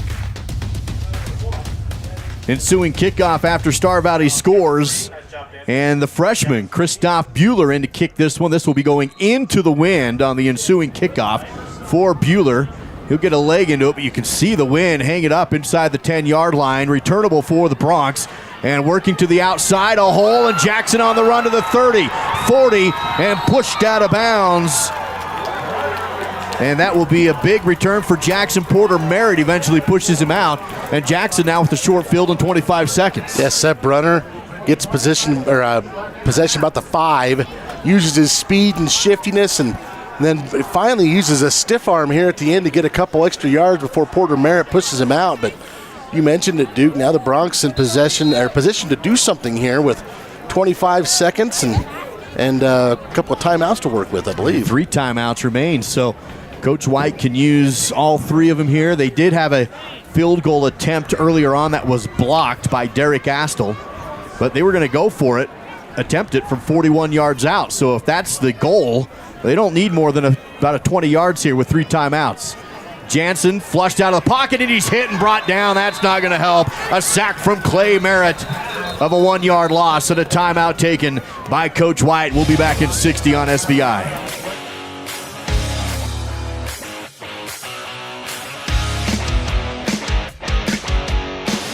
Therapy has been helping people get healthy for over 20 years. With offices in both Afton and Thane, they are ready to help you. Now certified in dry needling, the staff at Aspen Physical Therapy invites you to get back to work, to play, to life. Call 885-4APT or 883-4477 and get started today. Aspen Physical Therapy, a proud supporter of Star Valley and UW Athletics. The following are real testimonials of health services provided by Taylor Kennington at Elevate Life. After 2 sessions with Taylor and implementing the strategies he taught, my daughter's anxiety is significantly better. She sleeps in her own bed and is back to being her happy self. In 7 weeks, I am a whole new person who was skeptical at first, but now I want everyone to go see Taylor. He can help from the smallest problems to the really big things. Elevate Life. Retrain your brain. Visit elevatelife.today. Back after the timeout, Jackson second and 11. Following a sack, they have 17 seconds. Jansen sack! It's a sack fumble, and Jackson will recover the ball. No, Star Valley says they have it. The big hit from Brandon Beck, a sack fumble, and Star Valley football with 12 seconds to go at the 35-yard line. It's Brandon Cook who comes up with it. So the Brandons doing their job. Brandon Beck with the big hit, Brandon Cook with the recovery. Let's look at it again on the Fall River Propane replay. And you don't want your quarterback taking shots like this if you're the Bronx. Big hit. Big hit there, yeah, from Brandon Beck. So now Star Valley has 2 timeouts in 12 seconds. We'll see what they do here at the 35. They are going to be driving into the wind tonight.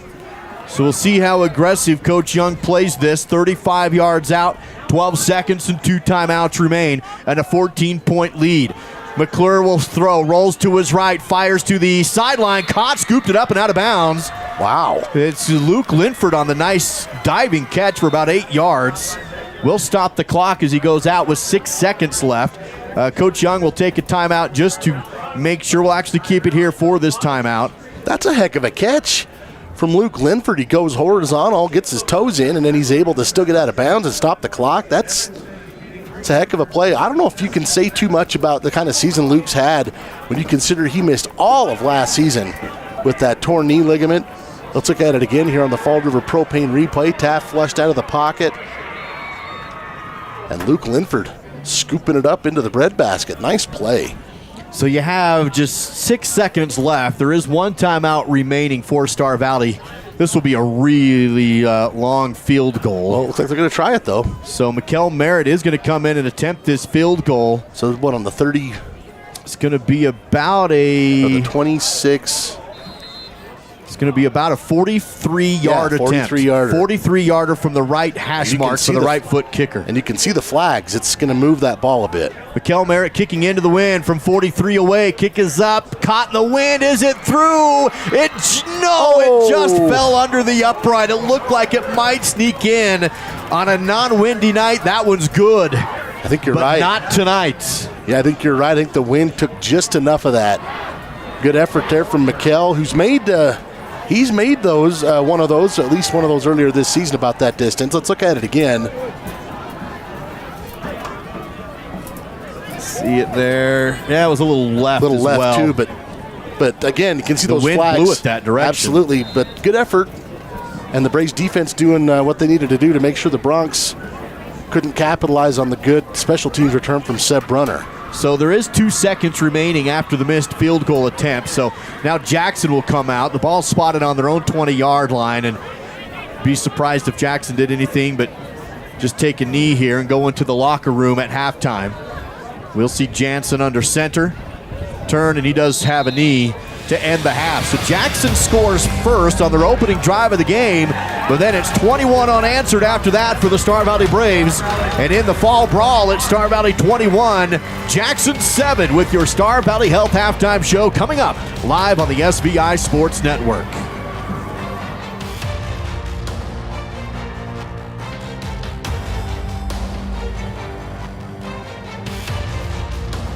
You know, I've been thinking, commentating is not that tough. Really? Yeah, I think we can do it. You think so? Wow.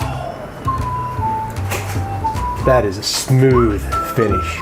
I am speechless. As she moves in, stalking the dum-dums. Critical play for the organization. Look at that skill. Focus. Focus. Finger dexterity. Focus. On its finest display here. Focus! They're the 50, the 40, the 30, 20, 10, they're gonna go all the way! It's a touchdown! Yeah! Duke and Dow got nothing on us! Yeah! B&H Auto is your local source for all your auto maintenance needs. Oil changes, brakes, shocks, tires, and even mechanical repairs, such as transmissions and other engine problems. Located on the north end of Afton, that's B&H Auto, service you can ride on. Live coverage on the SVI Sports Network made possible with the help of Fire and Air, fireplaces, HVAC, and plumbing. Stop by under the arch in Afton. Skyview Lanes and Cineplex, the Family Fun Center. The Right Company, HTC Siding and Gutters, no job too small. Outlaw Tees, custom screen printing, embroidery, laser engraving, vehicle decals, and more. And by The Spur, Southwest Wyoming's country music station. Since 1932, locally owned Hastings Ace Hardware has served Star Valley as the place to find high-quality outdoor, hardware, and houseware products at competitive prices. Staffed by your friends and neighbors, Hastings offers a team of knowledgeable and helpful folks to answer your questions and assist you in finding the perfect solutions for your projects year-round. Find Braves apparel, fashionable clothing lines, tasteful gifts, a full-service gift wrapping and custom framing counter, jewelry, home decor, paint mixing services, and so much more. Hastings Ace in Afton. It's the local and helpful place. Halftime coverage is made possible by Star Valley Health, supporting individuals, families, and our community in achieving their best health. Visit starvalleyhealth.org.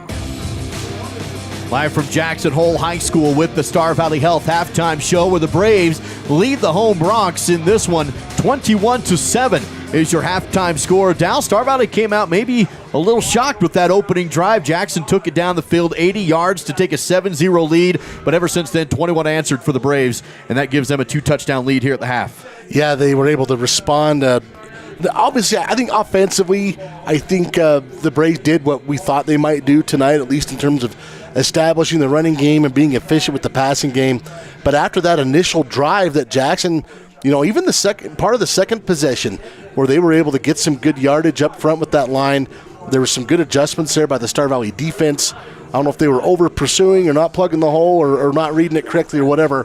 But after they got that corrected, it's been tough sledding for the Jackson run offense. Let's dig into this score. 21-7 lead for the Braves, courtesy of the Battleson Brothers Flooring Carpet One halftime battle stats. Well, first for the Broncs, Owen Jansen, 7 of 11 in that first half for 86 yards through the air. He did have a positive number of yards on the ground until those last two possessions, and the Braves were able to sack him a couple of times. I've got Jansen now 10 carries for 0 yards, so obviously some negative yardage situations there brought to bear by the Star Valley defense. Jack Jenkins, 8 carries, 43 yards. Seb Brunner, 2 carries for 1 yard. Through the air, Seb Brunner, 4 catches for 40 yards. Jack Jenkins, 1 for 8. Xander Witt, 1 for 28. Caleb Lundy, 1 for 10. Total yards, 130 for the Broncs. 2 turnovers, though. You had the blocked field goal recovery, the block recovery by Derek Astle, and then the Brandon Beck forced fumble, Brandon Cook fumble recovery just before the half. The Braves with 206 total yards in that first half. Taft McClure 8 for 8, 104 yards in that first half. No touchdowns, no picks. He was sacked a couple of times. The ground game very effective. Caleb Spaulding doing the lion's share of that. 14 carries, 109 yards and a touchdown. Doing the most damage through the air. Wyatt Krog, 3 catches, 44 yards, 5 different receivers reeling in a catch, though. 3 rushing touchdowns for the Braves, 1 from Spaulding, 1 from Chase Stewart, and 1 from Tristan Hilton. And Mikael Merrick going 3 for 3 as the PAT, and then I did go a little wide left on that 43-yard field goal attempt for special teams. That's a look at your Battleson Brothers Carpet One Floor and Home battle stats. Quality, price, service. Battleson Brothers Flooring, located in Afton and in Thane. It's a part of your Star Valley Health halftime show. Before we go to break, Dal, how about some trivia question tonight? If anyone thinks they know the answer to this, you're welcome to text into our studio line at 307-203-4637. First correct answer is good enough for a couples combo to be won tonight from Skyview Lanes and Cineplex, located in Afton. You're going to want that Black Adam starting tonight, man. This one's actually pretty easy, so get your texting fingers ready. When was the last time Star Valley won in Jackson? Ooh, I might know this one. What year? If you give me the score, you don't get anything extra, but it's cool. 307-203-4637. Last time Star Valley won in Jackson. That's your halftime trivia question with your score. The Braves leading the Broncs 21-7. Star Valley Health halftime show live on the SVI Sports Network. Everyone in Star Valley knows the Fun Zone is the place to go for birthday parties, family reunions, receptions, or basically any kind of get-together. Do you know what makes the Fun Zone even better? When you come and enjoy it. New to the Fun Zone is a massage chair and a vending machine, and still offering the open gym, volleyball, foosball, and air hockey, a full-service kitchen, and even a big screen TV. Visit sbfunzone.com for reservations.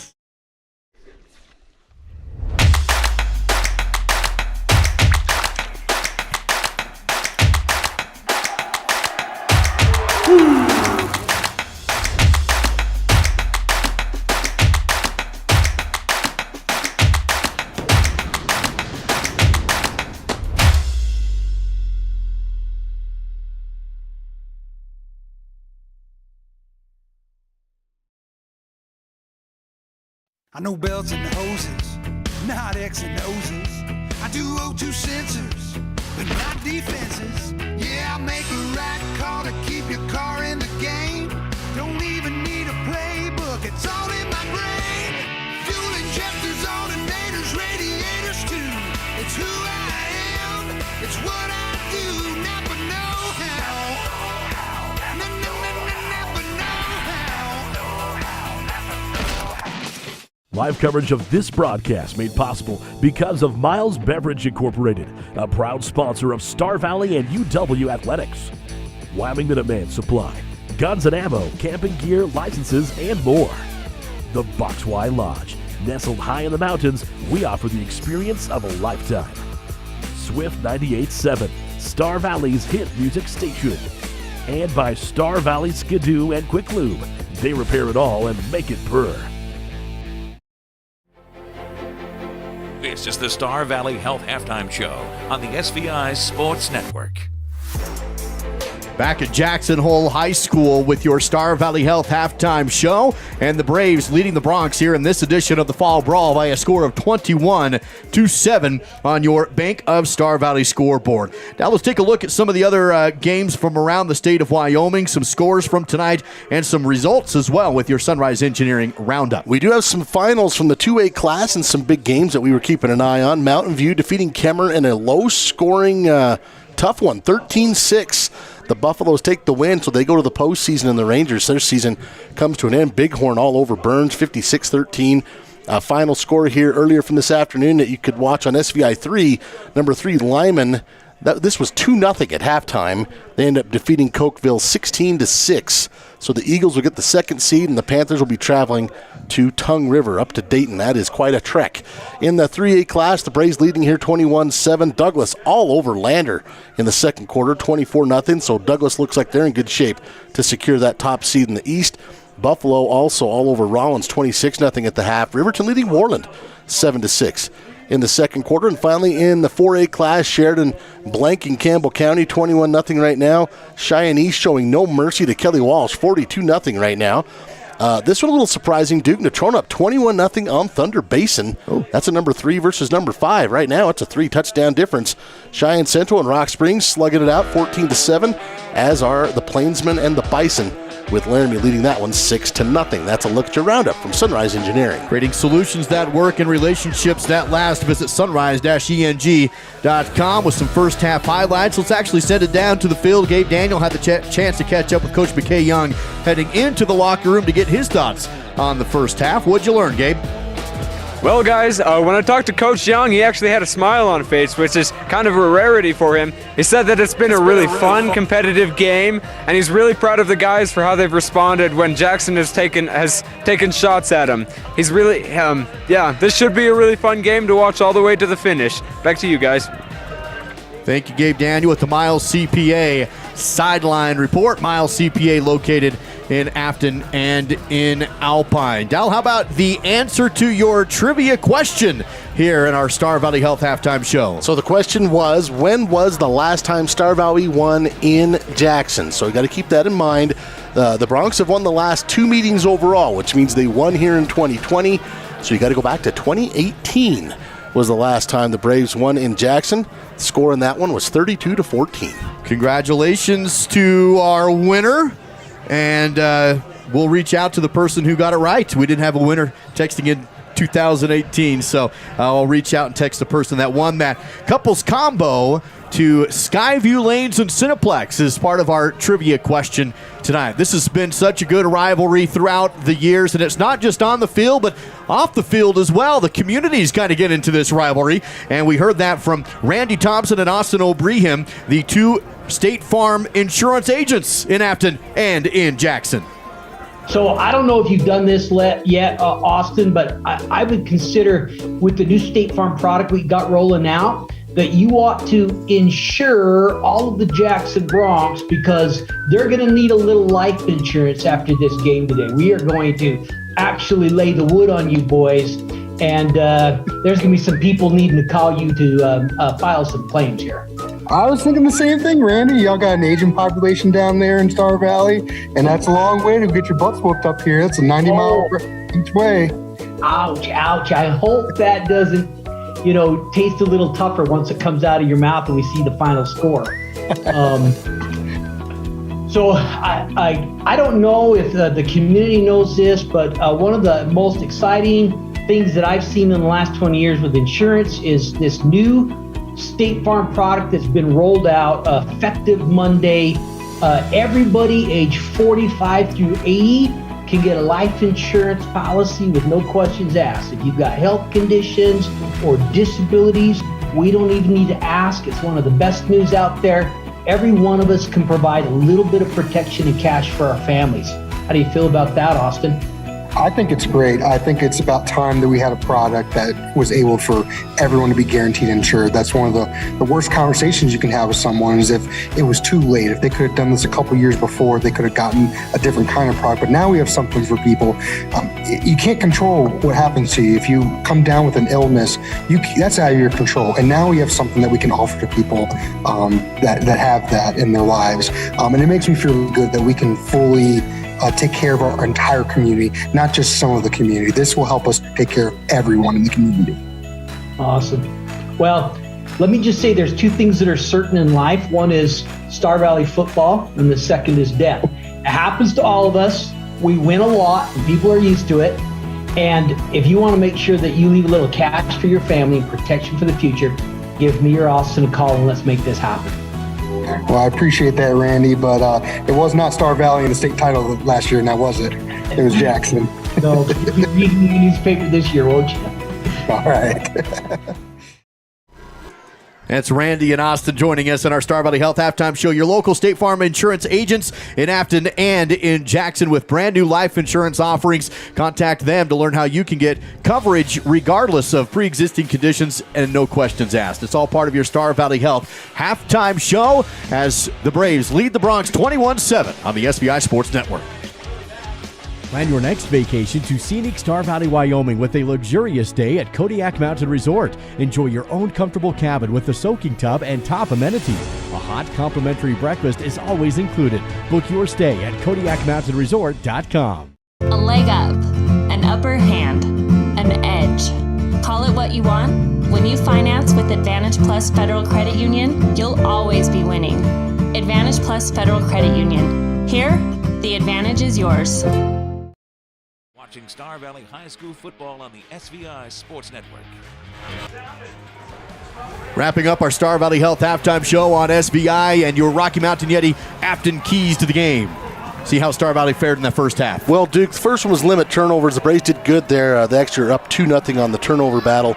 Score early, well, not as early as Jackson did, but they did answer in that first quarter. They were able to get some pressure on Owen Jansen in that second quarter as well as far as pressuring the QB, and they've certainly had some big chunks of yardage. We've seen that from Caleb Spaulding and also Wyatt Krog, Luke Linford, and those guys have all done a pretty darn good job.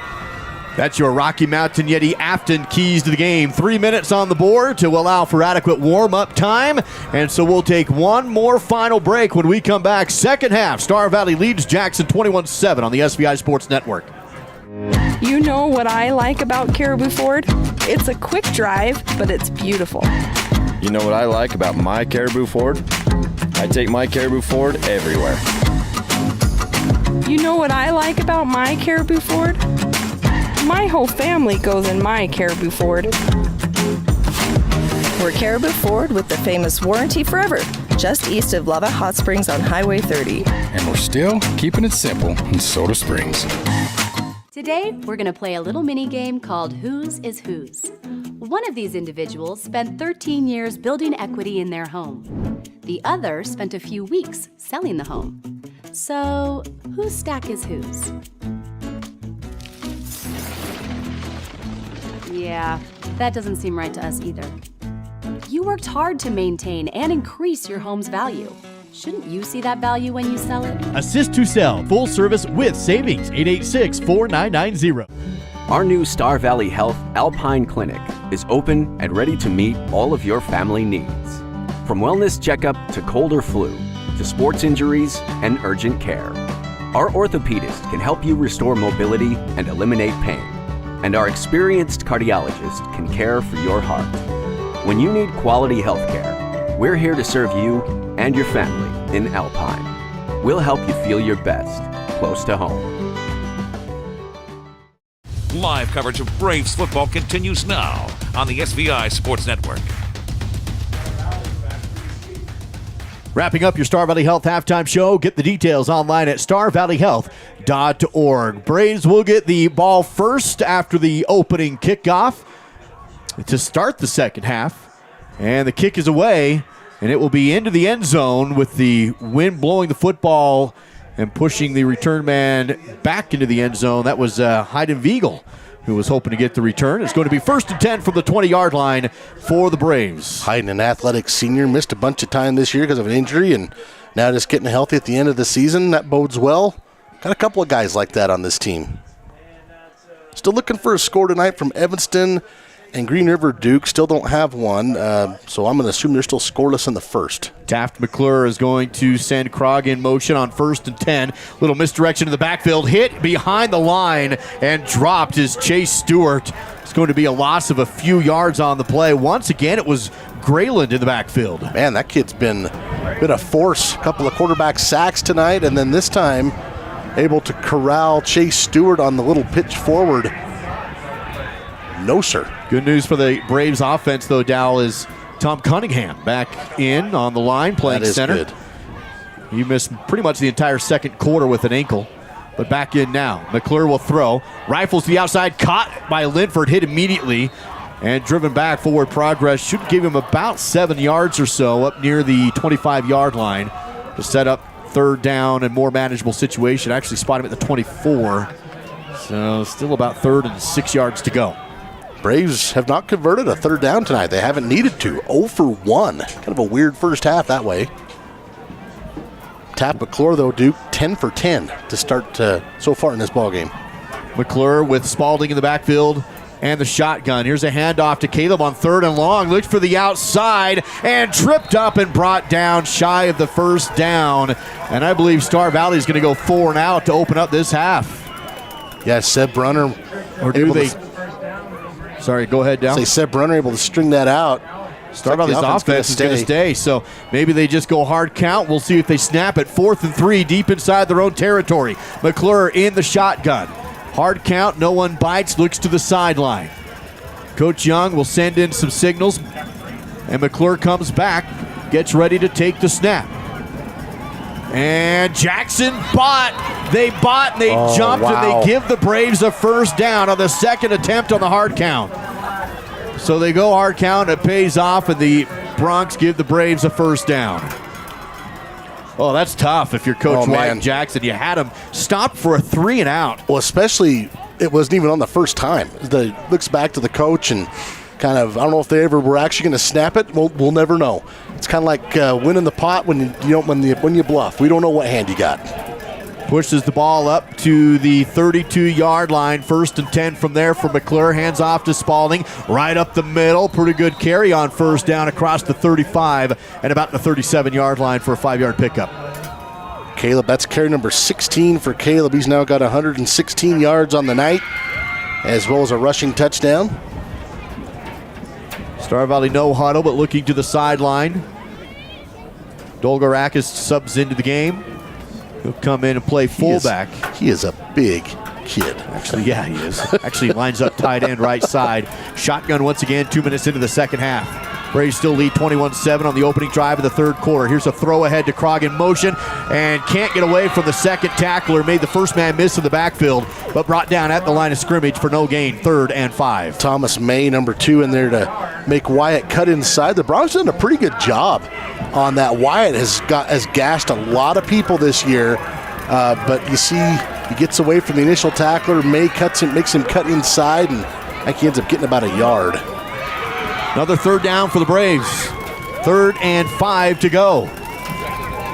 McClure rolls right, looks back to his left, fires deep down the right sideline, and overthrew everybody.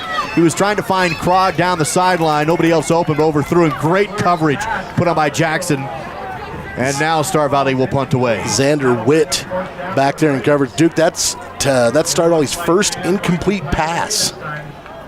Taft now a pedestrian, 11 of 12. Come on, Taft. Come on, man. The Braves had been 2 for 2 on 4th down as well. But Star Valley will have to punt this one away. Mikkel Merritt subs into the game. And will step back to kick.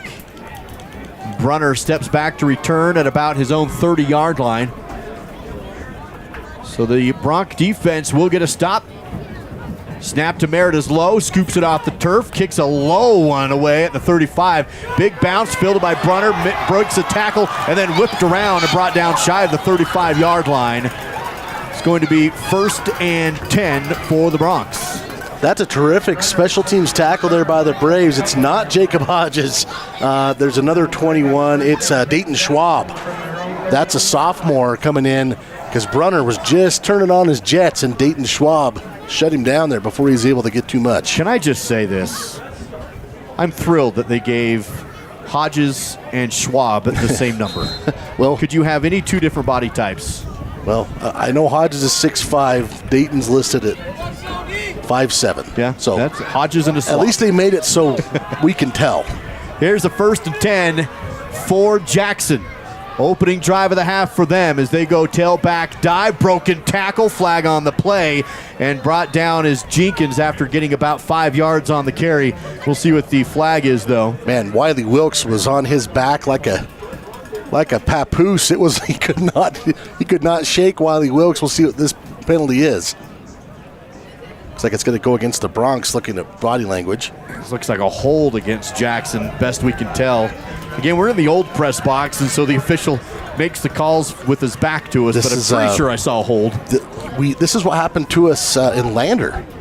We were over on the other side last in the playoffs, and it was a little bit of an adjustment for us guys. At least we got some height in this game. Yeah. As opposed to in Lander. Here's a new 1st down play.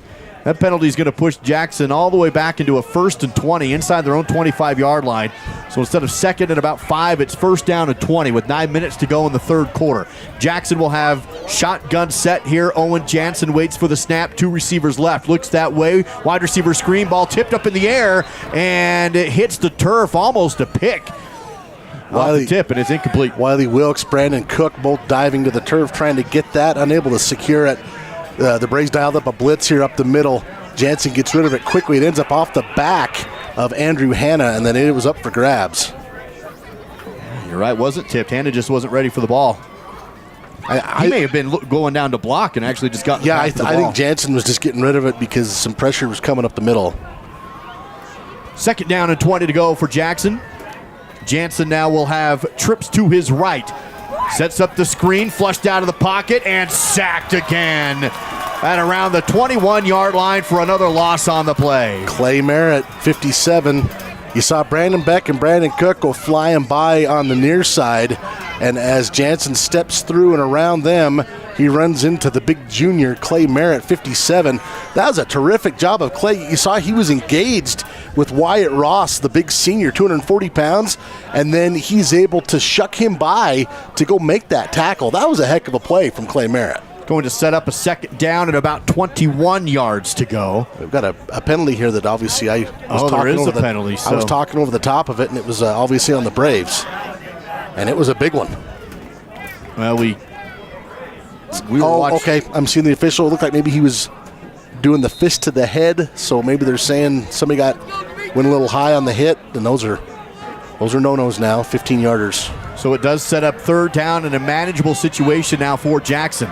looking at a third down and about 5 yards to go. Ball spotted at their own 37-yard line. Shotgun, Jadson steps back, looks to throw, fires middle field, and overthrew his target, and incomplete. Ball comes down, hitting the turf after Lane Wiebelhaus tried to make a play on the ball. How nice is it that you have a kid like Lane Wiebelhaus, who we've highlighted a few times on special teams, but now he's getting into the defensive secondary the back half of this season. He's 6'4", and you go back there and say, play center field, Lane. Anything that comes your way, you knock it down or intercept it. That's just such a luxury. Star Valley will set up in a punt return set with Jackson getting set to kick this away on 4th and 5. So both defenses will force punts on the opening drive of the second half. Score remains 21-7. Waiting for the snap. Clean snap. Kicks away. Braves go for the block. Can't get there. And the punt fielded at the 30 with the return up to the 35. And Hunsaker's hit at around the 37-yard line. 7-yard return for Colin. 1st and 10 for the Braves from their own 37. Justin Castino in there. We haven't talked too much about him because he's basically in on every tackle. Number 41 for the Bronx. He leads this team in defensive points, Duke. Almost 20 a game. And more than double the next closest guy. So, I mean, he is a tackling machine. He's a junior, so he'll be back. Oh, great. 8-10. I'm kidding. 8-10 to go. Star Valley with the new drive here. 1st and 10. Ball tipped on the screenplay. Big play in the backfield as McClure was trying to just throw the ball on a wide receiver screen, but Grayland again in the backfield swats the ball down. Well, and Grayland's had a nice game tonight. At least 2 sacks. That time he pressures McClure and gets his hand on this pass, and Caleb Lundy is the one who has the best shot at it. Not a great shot since he got pushed to the ground, but yeah, Grayland in there again, causing some issues. Clock stops at 8:07 to go in the third quarter. 2nd down and 10 after the incompletion. McClure again in the shotgun with 3 receivers to his left. Play action pass, screen out of the backfield, caught by Stewart. Rumbles ahead for a first down. Broken tackle at midfield, now down to the 40. Scoots across to the 35 and brought down at the 33-yard line. It was actually Wyatt Krog on the reception, and a big gain for Wyatt on the little bubble screen. He turns it into a big gain. And that's the first time tonight Wyatt's really been able to get loose against this Jackson defense, and it's on a screen. Picks up a nice block downfield. That's Hodges. Also down there is Chase Stewart from the 15 down to the 34. So a gain of, or excuse me, from the 35 down to the 34, gain of 31 yards. 1st and 10 for Star Valley. Clock hits 8 minutes. I'll get it right one of these times. And McClure will be in the shotgun. Spalding remains in the backfield. Caleb had a big first half, but a timeout taken here by Jackson. We'll take it as well. Star Valley driving on the SVI Sports Network. This is Kayla McPherson with the LCSD2 Education Foundation, and your help is needed to fund some special projects for the students and teachers in our district. Please reach our administrator, Deb Wolfley, at 307-887-7537. Your source for quality asphalt paving in Star Valley is Vail Valley Construction. They specialize in residential and commercial driveways and parking lots, done with great service at a great price. Call Vail Valley at 307-885-0600 for your quote today.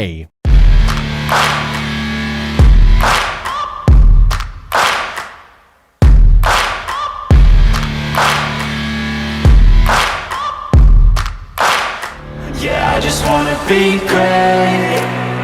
Yeah, I just wanna be great. Yeah, I just wanna be great. Yeah, yeah, I just wanna be great. Yeah, I just wanna be great. Live coverage of Braves football continues now on the SVI Sports Network. Back after the Jackson timeout, 1st and 10 for the Braves inside the Bronx 35-yard line. Pistol set for Taft McClure. Krog across the formation. Taft will throw on play action. Has a man in the flat inside the 20. Big move into the 10-5 and touchdown. Didn't know Dimitri could break the ankles, did you? He just did in the open field. Dolgarakis dancing and prancing for 6. Well, not only that, once he's able to step through there, he is a load. Dimitri, here's the nice catch, secures the football, and then basically just says, nope, you're not going to stop me here. Dimitri listed 6'3", 225. That one a 34-yard touchdown reception. And the ensuing PAT from Mikel Merritt. Star Valley trying to make it a 21-point lead, and they do. Braves 28-7 on SVI. Our small part of making this world a better place is to try and make certain that food is abundant. Because when you don't have to worry about your next meal, you're free to pursue your dreams. And when people are free to pursue their dreams, that's exactly what they do. And all of our lives are made better for it. We're Simplot, and we want to help create better, healthier, easier to grow foods through the magic and the power of modern agriculture. Simplot, bringing Earth's resources to life. A leg up, an upper hand, an edge. Call it what you want. When you finance with Advantage Plus Federal Credit Union, you'll always be winning. Advantage Plus Federal Credit Union. Here, the advantage is yours. Plan your next vacation to scenic Star Valley, Wyoming with a luxurious day at Kodiak Mountain Resort. Enjoy your own comfortable cabin with a soaking tub and top amenities. A hot complimentary breakfast is always included. Book your stay at KodiakMountainResort.com. Time to go back to the field with more live coverage of Braves football on the SVI Sports Network. Dolgorakis into the end zone and a touchdown for the Braves. They now have 28 unanswered. Once again, Bueller will kick it into the wind. Fielded at the 10-yard line by Brunner. Works it out to the left side. Can't get up the sideline. Does for a few yards. And I think actually Xander Witt on the return. And it's going to be 1st and 10 for Jackson at around their own 25. Ends up getting chased out of bounds and then tripping after he was out of bounds. I think maybe the Jackson sideline, the fans were wanting a late hit. I don't know if it was incidental or if the Braves did get a piece of him. Either way, there's no flag out there. They'll spot him out of bounds at the 26-yard line. Jackson scored first in this game. They went 80 yards down the field on the opening drive. Took a 7-0 lead. But ever since then, 28 unanswered by the Braves. And it's been tough sledding. In fact, if you add those 80 yards, they've got 130 in the game to this point. So it's been tough sledding since then. Quarterback Owen Jansen again in the pistol and a flag before the play. It's going to be a fault or an offsides on the defense, so that goes against Star Valley for a free 5. 5th penalty against Star Valley tonight, totaling 55 yards. They are reminded by the student section that you cannot indeed do that. 1st and 5. And shotgun again for Jansen. Jansen will throw, looking left, fires to the sideline, caught, hit, and driven back by Merritt. It's going to be a gain of about 4. Should be short of the first down by a yard. 2nd and 1 at the 35. Oh, they'll actually push that all the way back down to the 36. Interesting. All right, so 2nd and 5 remains. Guess they're saying incomplete on the sideline. Okay. So Jansen will hand off. Trying to get outside as Jenkins cannot. Swarmed and brought down for a loss on the play. Derek Astle says he's got the ball. He spun away with the pigskin. I don't think they're going to give it to him, but came out of the pile with it, but they'll say forward progress was stopped. Whistle blew, so 3rd down and 6 to go for Jackson. 1-yard loss on the play. Jenkins had nowhere to go. He was met by half the Brave defense. Derek already with the takeaway tonight with the blocked field goal and recovery.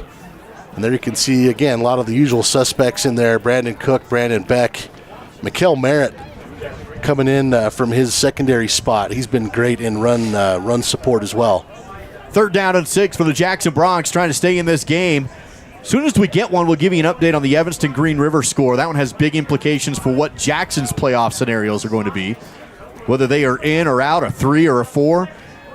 Here's a quarterback draw hit and dropped hard. Dimitri Dolgorakis. It's your quarter, Dimitri. Sack and a 3-yard loss on the play. Let's look at it again here on the Fall River Propane replay. He just overpowers his guy, and there's nothing you can do about that. Hunsaker and Krog will step back to return the punt on a 4th down and 9. Punting from his own 15-yard line is Braden Hills. Return man standing at around their own 42-yard line. Braden Hills on a 4th and 9. And a late man comes into the game for Star Valley. That's going to be a penalty on the Braves. Or are they going to get a timeout? One of the two. Coach Young saying he wants the timeout. We'll see what they give. Looks like they are going to give it to the Braves. All right, so it is going to be 4th down and 9 when we return.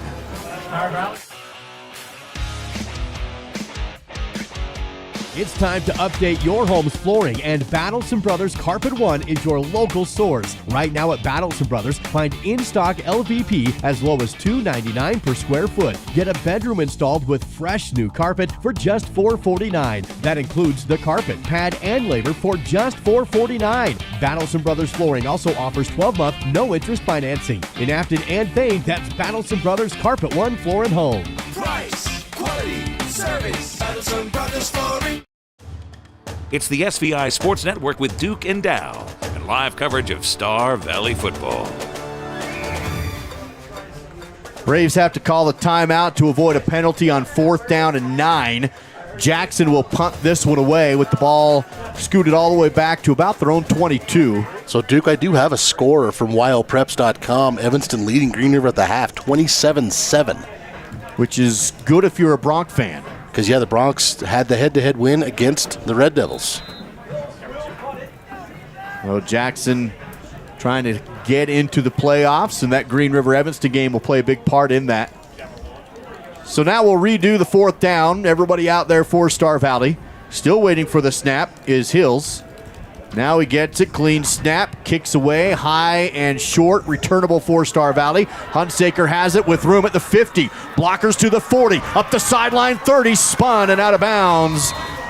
Inside the 30-yard line, big return for Colin Hunsaker, and the Braves start deep inside Bronc territory. 30-plus yards on the return. Colin fielded this just around his own 40. And then this is a great angle here. You can see the block from Wyatt Krog using the sideline. Eventually he's taken out of bounds, but not before he puts the Braves in great position here to score again inside the Jackson 30. Taft McClure in the shotgun with an empty backfield. 5 receivers set on 1st and 10 from the 28-yard line. 3 receivers to the right for Taft, 2 to his left. McClure will send Krog in motion to set up 4 receivers that side. Set up the screen to Wyatt. Has the catch with blockers. Stunner steps and brought down across the 30. No, he breaks the tackle and gets near the 20-yard line and almost a 1st down. I gotta say he stepped out of bounds just a little before. Okay, so still about 5 or 6 though. It's up 2nd down and 5 with the ball spotted just outside the Riverside Dental red zone near the 22-yard line. So, Duke, that gives Wyatt the all-time, or at least the single-season receiving yardage mark. Congratulations, Wyatt.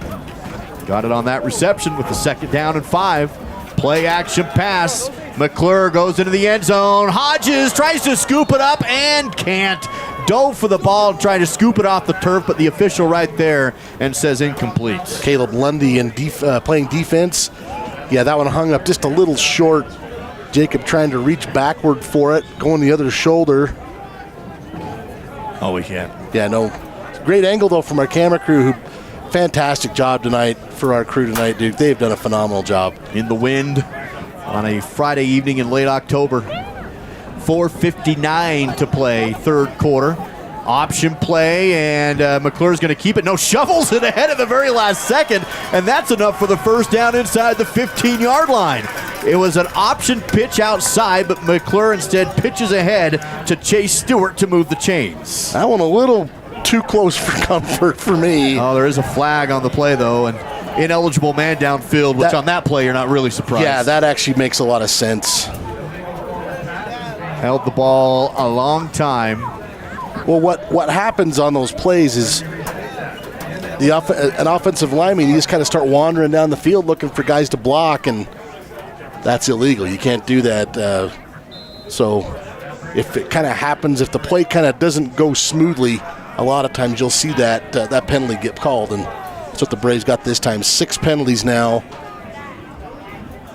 totaling 60 yards. So instead of a first down inside the red zone, Star Valley now looking at a 3rd and 9 from the Jackson 27.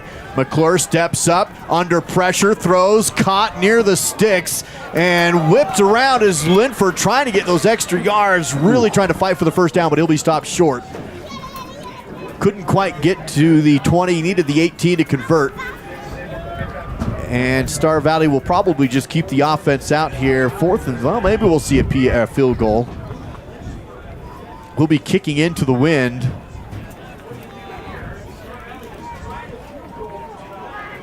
And it looks like Coach Young will keep the offense on the field from the 22-yard line. 4th down and 4 yards to go. Spalding in the backfield. Krog wide right. Linford wide left. Have Hodges as a tight end. Viegel the slot left. He comes in motion, Viegel does. Pitch out to Hayden, and he's hit in the backfield and dropped. 2-leg takedown tackle deep in the backfield for Jack Jenkins, and that's a turnover on downs. Let's look at it again here on the Fall River Propane replay. So that's a pitch out, so that's a rush, correct, Duke?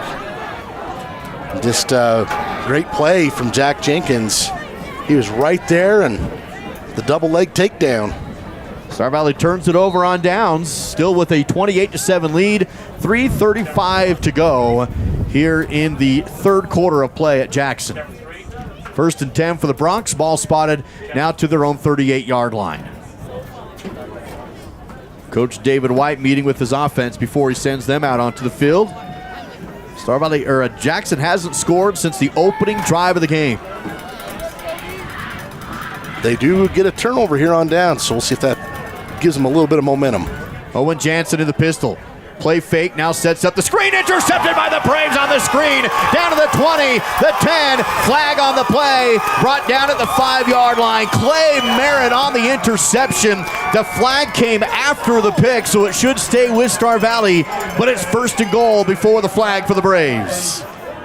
Great job here. Watch 57. He just drops back and takes that ball away from the intended receiver. Man, he wanted to take that thing all the way in. The penalty is going to be against Star Valley. Looks like a hold on the... They're giving the ball back to Jackson here. It's so hard when the officials looking the other way. We can't get a read on this. So it is Star Valley's ball. But as you mentioned, Duke, a hold on the return. Okay, now they're moving things around. So yes, the Star Valley offense is out there. So it will be 1st and 10 for the Braves after the defensive lineman gets the interception. 1st and 10 from the 28-yard line. Krog in motion. Here's a handoff into the backfield. And that's trying Levitt to get to the outside, but can't. Levitt stopped for a very short gain on the play. Just in case some of you always wonder, I wonder how much Dow was in on the play. I thought Jesse get like 20 carries tonight, so shows you what I know. We're saving him for the postseason. And in fact, he gets up a little gimpy. Yeah, Levitt subs out and Spalding right back in. 2nd down and 9 after the 1-yard carry. And everyone in tight on this play. Hodges to the right, Krog to the left. Shotgun for McClure. Wyatt comes across the formation. Throw ahead to Krog. And tries to juke his way to the outside. Does get a couple of yards, but tackled around the 25-yard line. 3rd down and about 6 yards to go for the Braves. Clock rolls down here. 2 minutes, 40 seconds to go in the 3rd quarter. Star Valley still leads it 28-7. 7 receptions, 84 yards on the night for Wyatt Krog, but with the exception of one play, they've made him earn it. 3rd and 8, play action. McClure fires down the field and batted. No, it's caught! It's caught it for a touchdown by Stewart. I thought Jackson had a pick. I thought Bronner was going to be taking it back the other way, but he missed it on the attempt. And a fantastic job by Stewart to not lose his concentration. He hauls it in and goes in untouched for 6. This is why it's nice to be 6'5", just right over the top. Yeah, Brunner had a chance, but Chase Stewart takes it away. Goes in from about 26 yards out. The Braves score again, trying to make it now 35 unanswered. They go with the off-balance PAT formation, Dow. We've seen them do this a couple of times. See if they snap it, They do. Linford will run and tries to get into the end zone, cannot. We've seen him do a couple passes out of that formation, but this time they can't convert anything. The score remains 34-7. Star Valley on top in Jackson.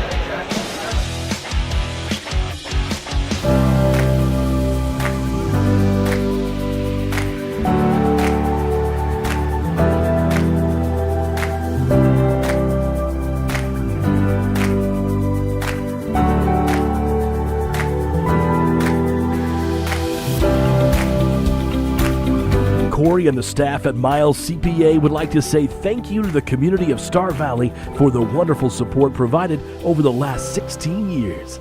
Go Braves!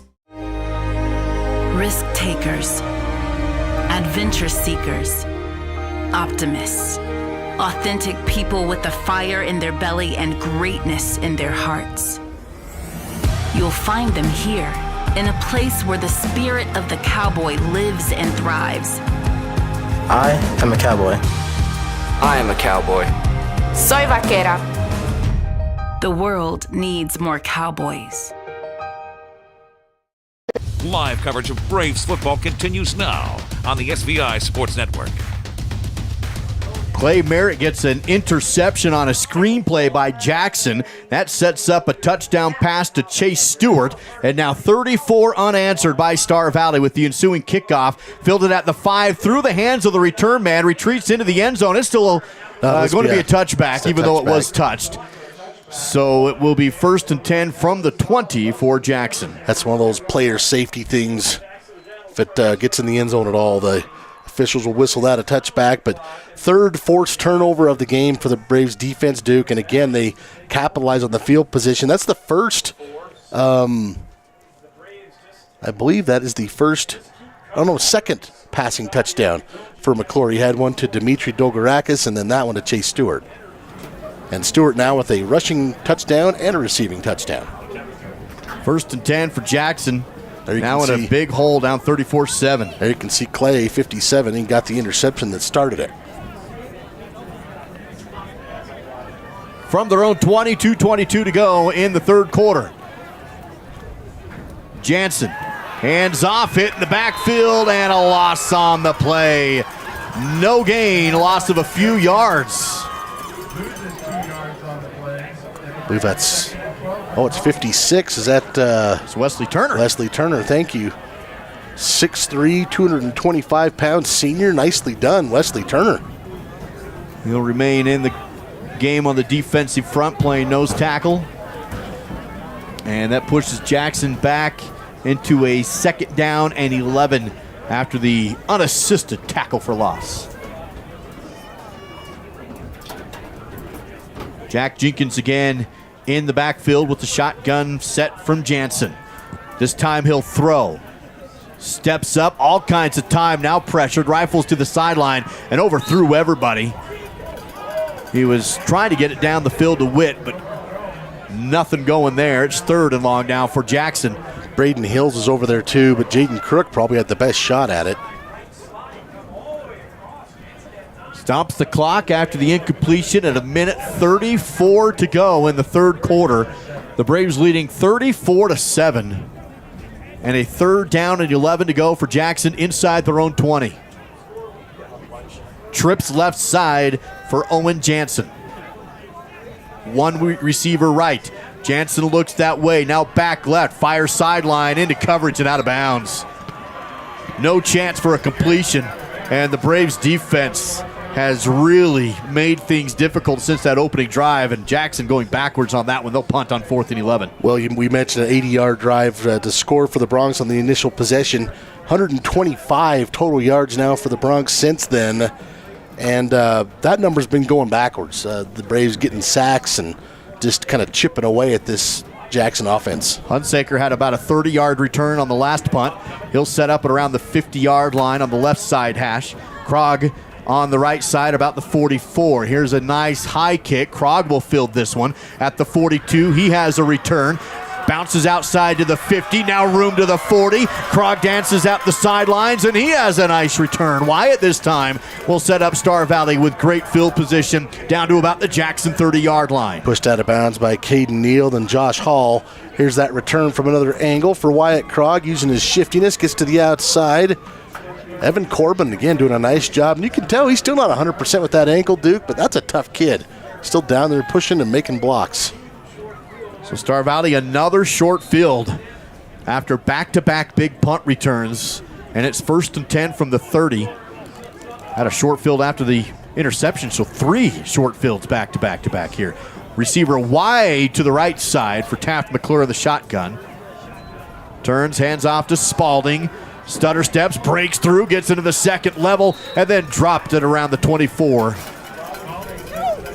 Gain of about 6 yards. Yeah, nice gainer there. Again, taken down by Caden Neal, number 51. Caleb, that's carry number 17 for him. Excuse me, Duke. It's 2nd down and 5 to go now. Spalding remains in the game. Taft will send Wyatt in motion. Instead, shovel pass ahead to Stewart. Has some room, breaks the tackle. First down to the 15 and down at the 10-yard line. Finally brought down by Brunner. Another big carry reception on the shovel for Chase Stewart. Enough for a Rocky Mountain Yeti Afton first down. Taking a look at it again here on the Fall River Propane replay. Chase able to get through a couple of arm tackles before he's finally brought down by Brunner. And they're spotting this. Where at? Dude? Right at the 10, so 1st and goal from the 10. So gain of 16 there for Chase. See Dimitri line up, tight end left side. Krog on the left. 14, excuse me. And it will be shotgun play here on 1st and goal from the 10. McClure looks to the sideline with the clock rolling down to 9. We'll see if they snap it or if they wait for the 4th quarter. 5-4, we're going to the 4th quarter. Napa Auto Parts 4th quarter on the way with Star Valley at the 10, trying to score again. They lead 34-7 on SVI.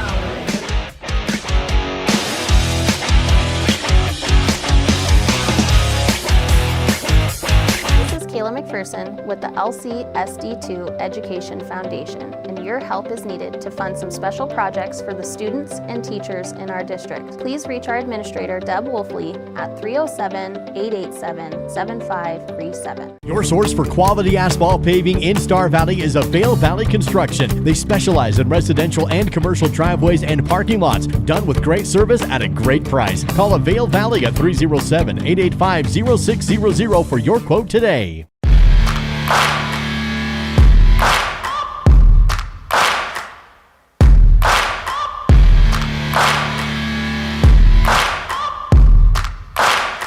Yeah, I just wanna be great.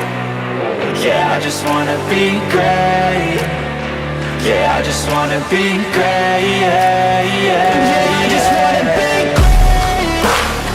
Yeah, I just wanna be great. Fourth quarter coverage of Star Valley football is presented by Napa Auto Parts in Afton and in Thane. Starting the 4th quarter, team switched direction. Star Valley now driving to the north at Jackson Hole High. 1st and goal from the 10-yard line with a 34-7 lead. McClure rolls out to his right side, looks into the end zone, has his man, throws, and a little low. He had Dogorakis in the end zone, but couldn't quite get it. He's looking for Stewart, rather, is who that was in the end zone, and it was just a little low on the run. We've seen Chase reel those in, but yeah, that's would have been a little bit of a tough one. Say Chase out of the pocket, throwing across his body, which he's been pretty good at this year. That one a little wobbly, a little low. 2nd and goal now from the 10-yard line, just 5 seconds into this Napa Auto Parts 4th quarter. With McClure again rolling out to his right. Same play, Chase rolling around, and this time it hits him in the hands and he drops it. Wow, he doesn't do that very often. Well, that time the pass was perfect, and the receiver couldn't haul it in. That was the exact same play, and they missed on them both. So Taft now with 4 incompletions, and 2 of them are right there. All right, Coach Young, 3rd time a charm. So yeah, they're trying to get a touchdown for Chase here is what it looks like. Maybe this time going to try and throw it over his head, and he'll catch it. Here's a third and goal from the 10. I'm going to have to go back and look, Duke, but I have the Braves not converting a third down tonight. Trying to punch this one in from 10 yards out. Handoff to Spalding. Has room in the open field. 5. Touchdown. Untouched on the perimeter. Another touchdown on the 10-yard carry for Caleb Spalding. Having a great night tonight. And the Braves jump up on the Bronx 40-7. Well, now the Star Valley's converted a third down. Second rushing touchdown of the night for Caleb Spalding. As you mentioned, Duke, terrific blocking there. That's Brandon Beck out front. And Spalding 132 yards on 18 carries, 2 touchdowns tonight. Weeblehouse comes in to long snap. Good hold from Linford. Good kick from Merritt. And the Braves now 41 unanswered in Jackson on the SVI Sports Network. Our small part of making this world a better place is to try and make certain that food is abundant. Because when you don't have to worry about your next meal, you're free to pursue your dreams. And when people are free to pursue their dreams, that's exactly what they do. And all of our lives are made better for it. We're Simplot, and we want to help create better, healthier, easier to grow foods through the magic and the power of modern agriculture. Simplot, bringing Earth's resources to life. A leg up, an upper hand, an edge. Call it what you want. When you finance with Advantage Plus Federal Credit Union, you'll always be winning. Advantage Plus Federal Credit Union. Here, the advantage is yours. Plan your next vacation to scenic Star Valley, Wyoming with a luxurious day at Kodiak Mountain Resort. Enjoy your own comfortable cabin with a soaking tub and top amenities.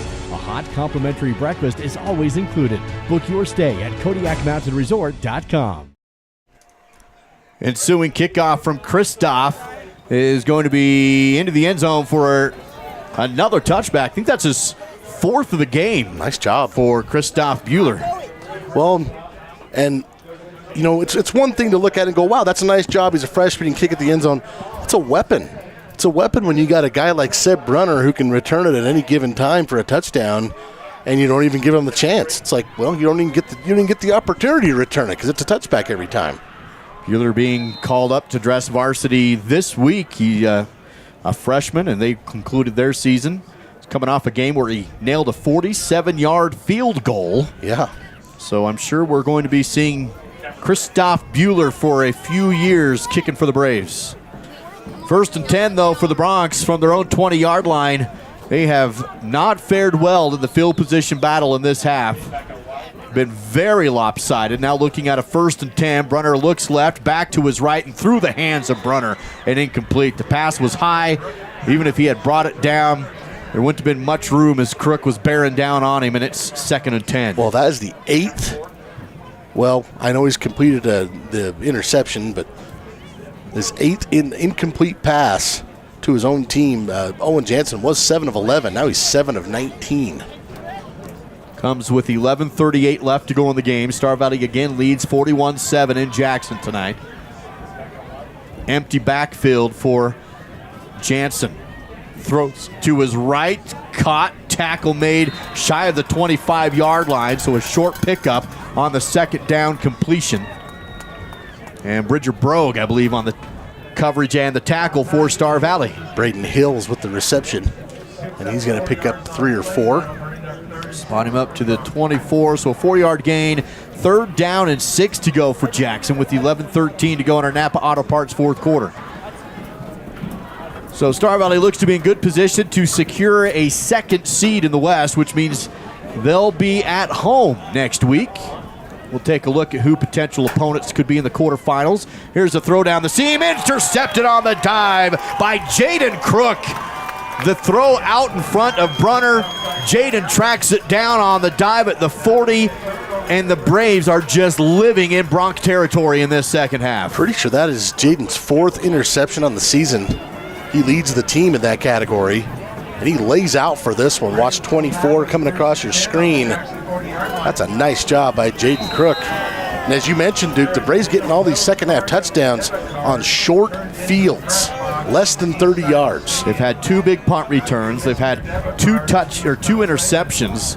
So every drive with the exception of the first one of the half for Star Valley. And I guess this one's on the 40, so this is actually the second longest one they've had. Yeah, deep inside Jackson territory. So 1st and 10 from the Bronx 40. Here's the throw ahead to Viegel. He has a nice sprint, and Viegel's on the run to the 20. Go. Hide into the 10, and brought down at the 5. Ball is loose out of bounds. I believe it's going to stay with Star Valley as it comes out, and Hayden still down. It was a huge run off the shovel. Well, and you could tell he wasn't quite 100%. Like I said, he's missed some time most of this season, but he was showing enough to, thought he was going to get in the end zone. Gets a nice ovation from this big Star Valley crowd. Gain of 35 for the senior. That is a reception. Gets a nice hole up the middle. Gets on his horse, and there for just a second, looked like maybe he might take it, but going to be whistled down at the 5, so 35-yard gainer. 2 broken tackles and nice blocking up front for number 8. And it's 1st and goal again for the Braves offense, this time from the Jackson 4-yard line. 10:46 to go in the Napa Auto Parts 4th quarter. We'll see the Hilton package in on this one.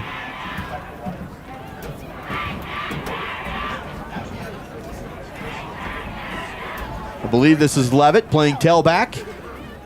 Turn pitch to him, and he dives ahead. I think that was Brandon Beck. Is that a 5-2?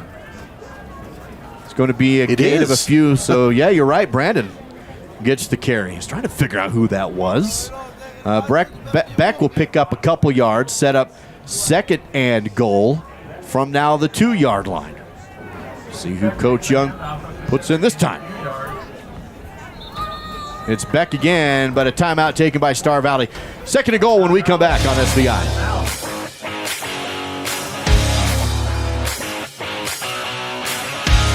You know what I like about Caribou Ford?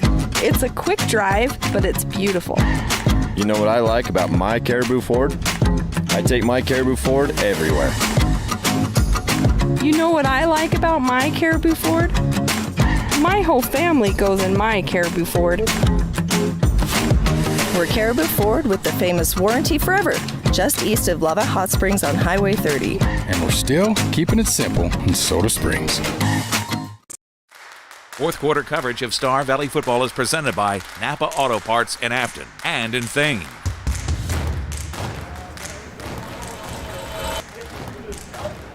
Coming back after the timeout, it's going to be 2nd down and goal for the Braves. Star Valley calling that timeout with 10 minutes and 1 second on the clock, deep inside the Riverside Dental red zone once again. And we'll see if Brandon Beck gets another crack at the end zone here. And you know, Duke, we were looking at that Douglas Lander matchup tonight, 3 versus 5. Turned out to be not much of a matchup. Douglas 45, Lander nothing. Braves will huddle up with Beck, the tailback. Hilton in at quarterback. Wiley Wilkes, the fullback. Turn, pitch to Brandon, leans in. Did he get the ball across? He does. Touchdown, Brandon Beck. Comes with 9:57 to go, and it makes it 47-7.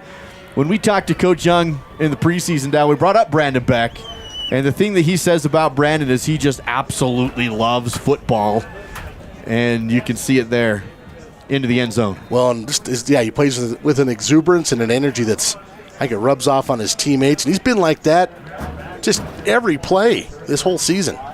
Here's Merritt for the ensuing PAT. And the kick is up. Merritt remains perfect again tonight. 48 unanswered for the Braves. Under 10 to go in the 4th. Today, we're going to play a little mini game called Whose is Whose. One of these individuals spent 13 years building equity in their home. The other spent a few weeks selling the home. So, whose stack is whose? Yeah, that doesn't seem right to us either. You worked hard to maintain and increase your home's value. Shouldn't you see that value when you sell it? Assist to sell, full service with savings, 886-4990. Our new Star Valley Health Alpine Clinic is open and ready to meet all of your family needs. From wellness checkup to cold or flu, to sports injuries and urgent care. Our orthopedist can help you restore mobility and eliminate pain. and our experienced cardiologist can care for your heart. When you need quality health care, we're here to serve you and your family in Alpine. We'll help you feel your best, close to home. It's time for some Napa know-how. Fourth quarter coverage on the SVI Sports Network is provided by Napa Auto Parts in Afton and Thane. Star Valley back into the end zone to make it 48-7 over the rival Bronx. And ball is loose at the 1, mishandled, picked up by Jackson, and tackled at the 10-yard line. That could have been disastrous for the Bronx, but the return man able to pick up the ball and at least get a couple of yards. And it's 1st and 10 for the Bronx again, deep in their own territory. Bryson Neal again back there. I think he's even making shirts like, "You okay, man?" But Bryson, 89, he is everywhere on special teams, and I'll tell you, he's a good receiver too. Sophomore for Star Valley. Going to see more and more of him the next couple years. So 1st and 10 now from their own 11. Jackson again backed up in their own red zone. Here's a blitz from the outside. Jackson runs away from the other side, but able to get a couple of yards is all. And the clock continues to tick down to 9:45 to go in the game. And I want to say that was A.J. Hale in there on that tackle. 88. Got some different guys in there. Also in there's, he's a regular, 62, Jesse Gibson. We've talked about him a bit, a junior. See playing corner on the right side is Porter Merritt. Jaden Crook still back there. He had that INT on the last possession. Jesse Levitt playing some linebacker on the outside. Here's a throw at the middle and intercepted again by Jaden. This time on his feet to the 20 and brought down around the 15-yard line. The second pick on as many possessions for Jaden Crook, this time with the return of 15 yards. And the Braves again, 1st and 10 inside the red zone. Man, the defense is just piling up INTs now. Jaden Crook, you mentioned back-to-back interception, so he's got 2. Clay Merritt had an interception this half, and then the Braves also with a pair of recoveries, forced fumble and recoveries earlier in the first half. So again, Star Valley starts the drive with an extremely slow field, and it's going to be Hilton under center, but somebody moved on the line for Star Valley to push the ball back 5 yards. By the way, now this is Bailey Colgren lining up as tailback for Star Valley, number 13.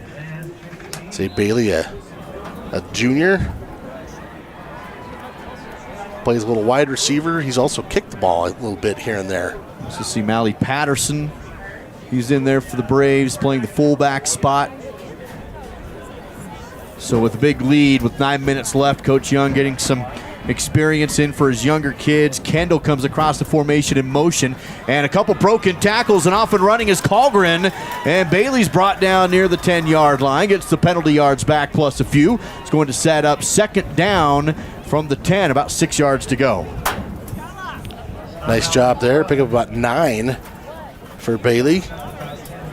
Running game tonight for the Braves, 27 carries, 136 yards, 5 rushing touchdowns. Playing center currently is Bryson Baxter with Hilton under center. Colgren remains the tailback. Fullback dive, though, and almost into the end zone, but down at the 5. It's going to be a 1st down for Patterson.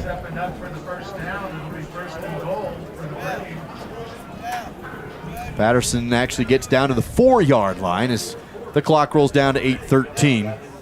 How many do you get on that, Duke? 6 yards. Thank you. And Star Valley awaiting their opponent for next week. We'll take a look at the East Side scores tonight. They are going to play the 3rd seed from the East next week. It will be in Star Valley, a home game, as Mikkel Merritt subs in here to play tailback for Star Valley. Just eyeballing, I think that's got to be Lander. Here's a pitch to Merritt. Mikkel stutters, looks for the goal line, and stops shy by a yard is Mikkel. 2nd and goal from the 1 coming up for the Braves.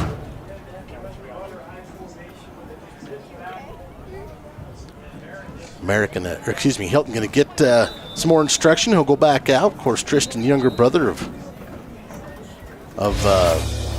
Court. Court. Yes. Oh my gosh, thank you. senior from beforehand. From last year.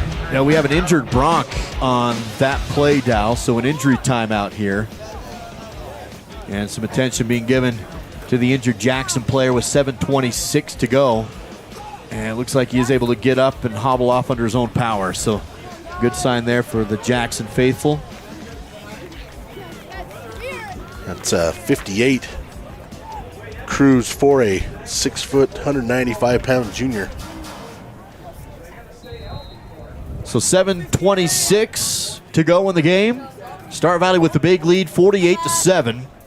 And we'll have Mikkel Merritt remaining in the backfield in the I formation set. Tristan Hilton under center on the 2nd and goal from the 1.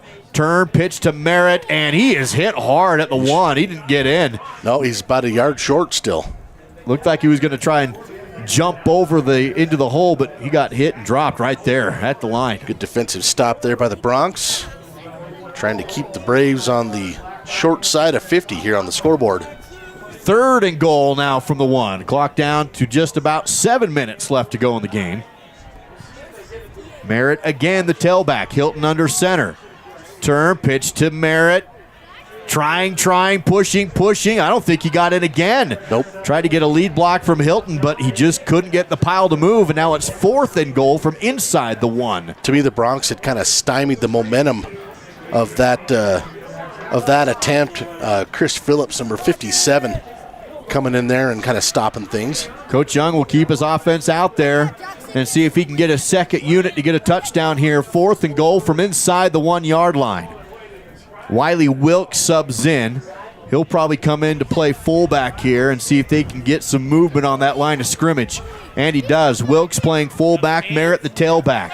Pitch, turn, Merritt tripped up, and no, they stop him. A goal line stand here for Jackson. Will not get in, and the Braves turn it over inside the 1. He might have lost the ball too, but it didn't matter on 4th down. So I don't know if they're going to call it a fumble lost or if it's just a turnover on downs, but Bronx defense doing a good job of, he was down, doing a good job of keeping the Braves out of the end zone there on 4 straight runs, and they'll take over at the inside the 1 or thereabouts. 6:08 to play in the 4th. And Star Valley in good position still despite the turnover on downs. The Braves lead at 48-7. Stay with us. We'll have your Silver Star Communications post-game coverage coming up after the game. We'll have a conversation with Coach Young and a couple players down on the field. We'll have your complete post-game stats and a look ahead to the postseason. How are things shaping up in the 3A class as far as the postseason goes? From his own end zone, Jansen turns, hands off, and trying to get out and does. Braves, of course, smelling safety, but Jack Jenkins able to get a yard outside the end zone. That was dicey for about a half a second. We'll spot the ball real close to the 1-yard line, so 2nd and still a long 9 yards to go. Not much breathing room still for the Broncs. Backed up on their own goal line. Pistol set once again for Owen Jansen. And I think the Braves jump, and they do. That's going to be offsides of the defense on the hard count. And so that gives Jackson 5 yards and some room on the goal line. Makes it 2nd down and a long 4 yards to go now for the Broncs on their home field. 8 penalties totaling 70 yards against the Braves tonight. Clock continues to tick down to 5:34 to go in the Napa Auto Parts 4th quarter. Again, Star Valley up on top, 48-7. Came with 48 unanswered for the Braves. Pistol set again. Jansen will throw. Fires to the right, caught, whipped around and brought down. Should be enough for the 1st down across the 10 to the 11 or 12-yard line. And that will keep Jackson on the field, move the chains, 1st and 10 from the 12. See our clock continue to tick down at 5:05 to go here in the game. Under 5 to go.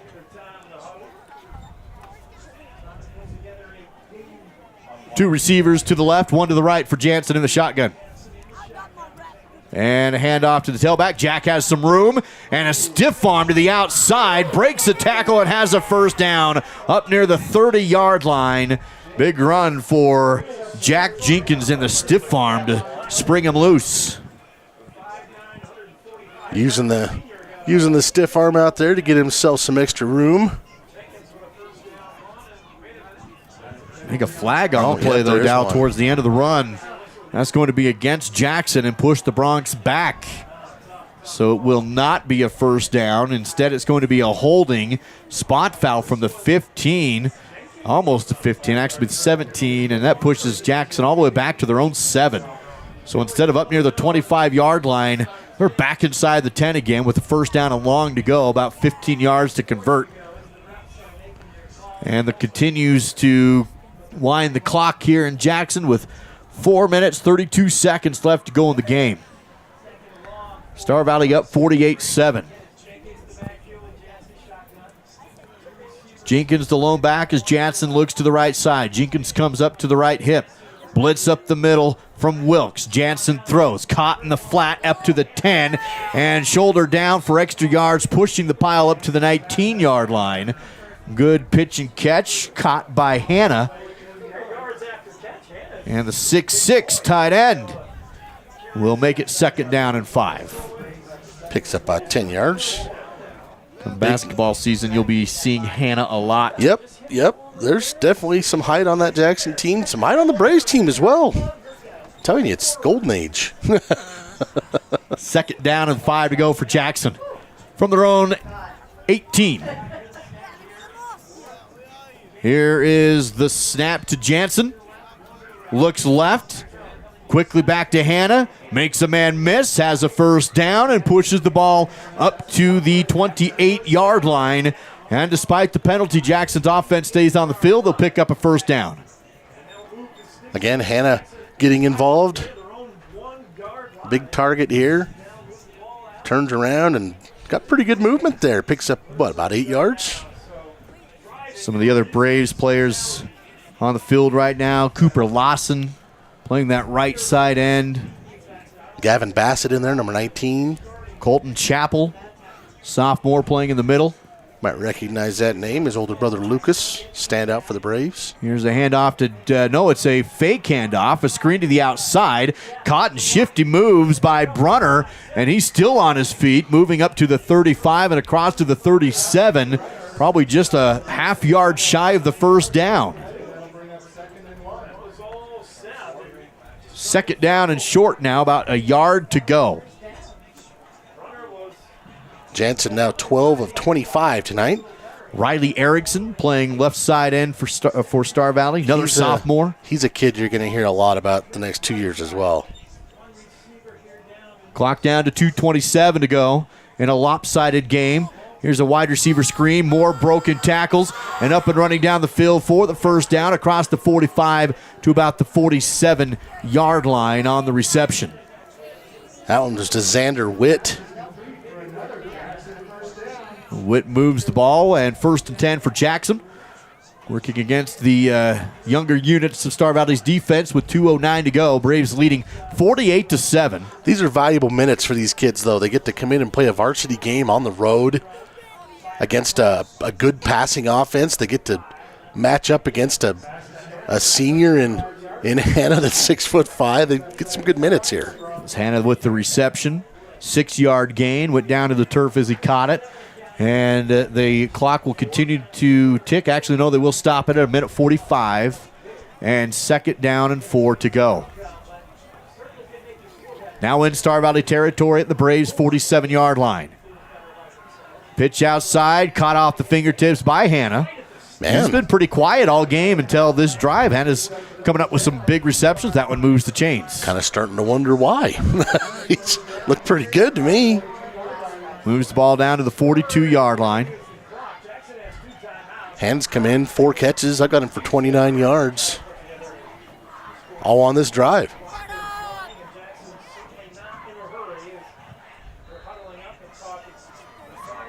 Jackson will huddle up with the clock down to 1:29. Stops there on the out-of-bounds play. 1st and 10 from the 42. And shotgun set once again for Jansen. He'll throw. Deep drop back. Rolls out to his right. Flushed out downfield. Had a man open, but he was throwing on the run, and it's left well short. Trying to throw, and it's second down for the Broncs. Wiley Wilkes was in pursuit there of Jansen. Was able to kind of take him down after the pass. Clock stopped at 1:23 left to go in the game. Again, the Silver Star Communications postgame show coming up. We'll have a complete stats conversation with Coach Young on the field with a couple players. And we'll take a look at some of the other 3A scores and see who Star Valley will host next week in the quarterfinal round of the playoffs. Take a look at Jackson's options as well. Evanston was up big over Green River, which favors the Broncs getting into the postseason despite the loss tonight. Trips to the right side. Jansen will throw. Flushed out and sacked. Brought down by Colton Chappell. Down to the 49-yard line. Sophomore getting a sack. And, boy, it seems like the Broncs might be yelling at each other right there. Here's a look at your replays. The clock rolls down to 1:03 to go. And it's third down and about 17 yards to go for Jackson. Back to the Star Valley 48-yard line. Owen Jansen in the shotgun. Back behind him is his tailback, Jack Jenkins. Clock down to 43 seconds to go. Jansen will throw, goes to the seam and dropped. Looked like he might have had Graham Dalton out there, a 5'10 junior. He can't haul it in, though, and it's fourth down with 38 seconds to go. And 4th and 17 to go. Of course, Jackson will just keep their offense out on the field, try and pick up these 17 yards with the last 38 seconds left. Braves ahead 48-7. Well, at this point, throw her deep. Or maybe you can get Bruner on a deep slant, and then with his shiftiness, you never know what he can do. Timeout by the Broncs. We'll take it as well. Fourth down when we come back on SBI.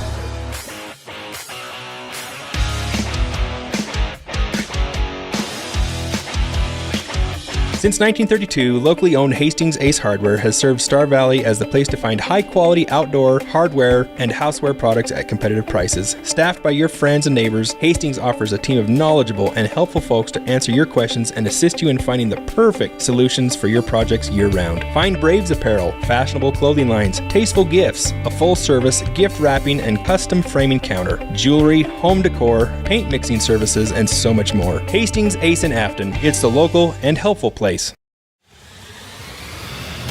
It's time for some Napa know-how. Fourth quarter coverage on the SVI Sports Network is provided by Napa Auto Parts in Afton and Thane.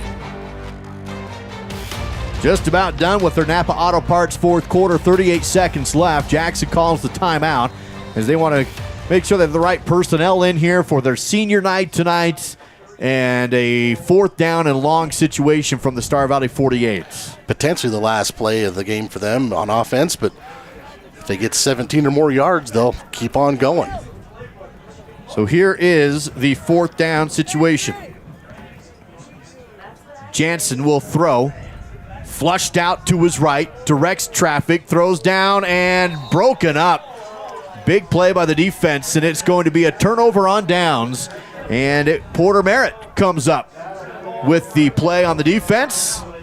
And they hold and give the ball back to the offense with 33 seconds left to go. That's a great series for this group of kids. They were challenged, they were pushed, and then they were able to get them off the field when they had the chance. That's a nice job and some good minutes for those guys, and those are minutes that pay dividends later on. So Star Valley will come out and probably just take a kneel down. They'll just need one, and that will end the game. And the Braves will come away with the road win in Jackson. Lopsided one at that, 48-7 is your current score, and this Braves will go into victory formation. Taft McClure back in at quarterback. Making sure they've got all things lined up correctly. Gets the behind the back high fives, snap in the knee, and that will do it. Game will end with Star Valley getting the win by a score of 48-7. And now the postseason begins. And the road to Laramie. Braves hoping to be there in a couple of weeks. Silver Star Communications postgame show coming your way next on the SVI Sports Network.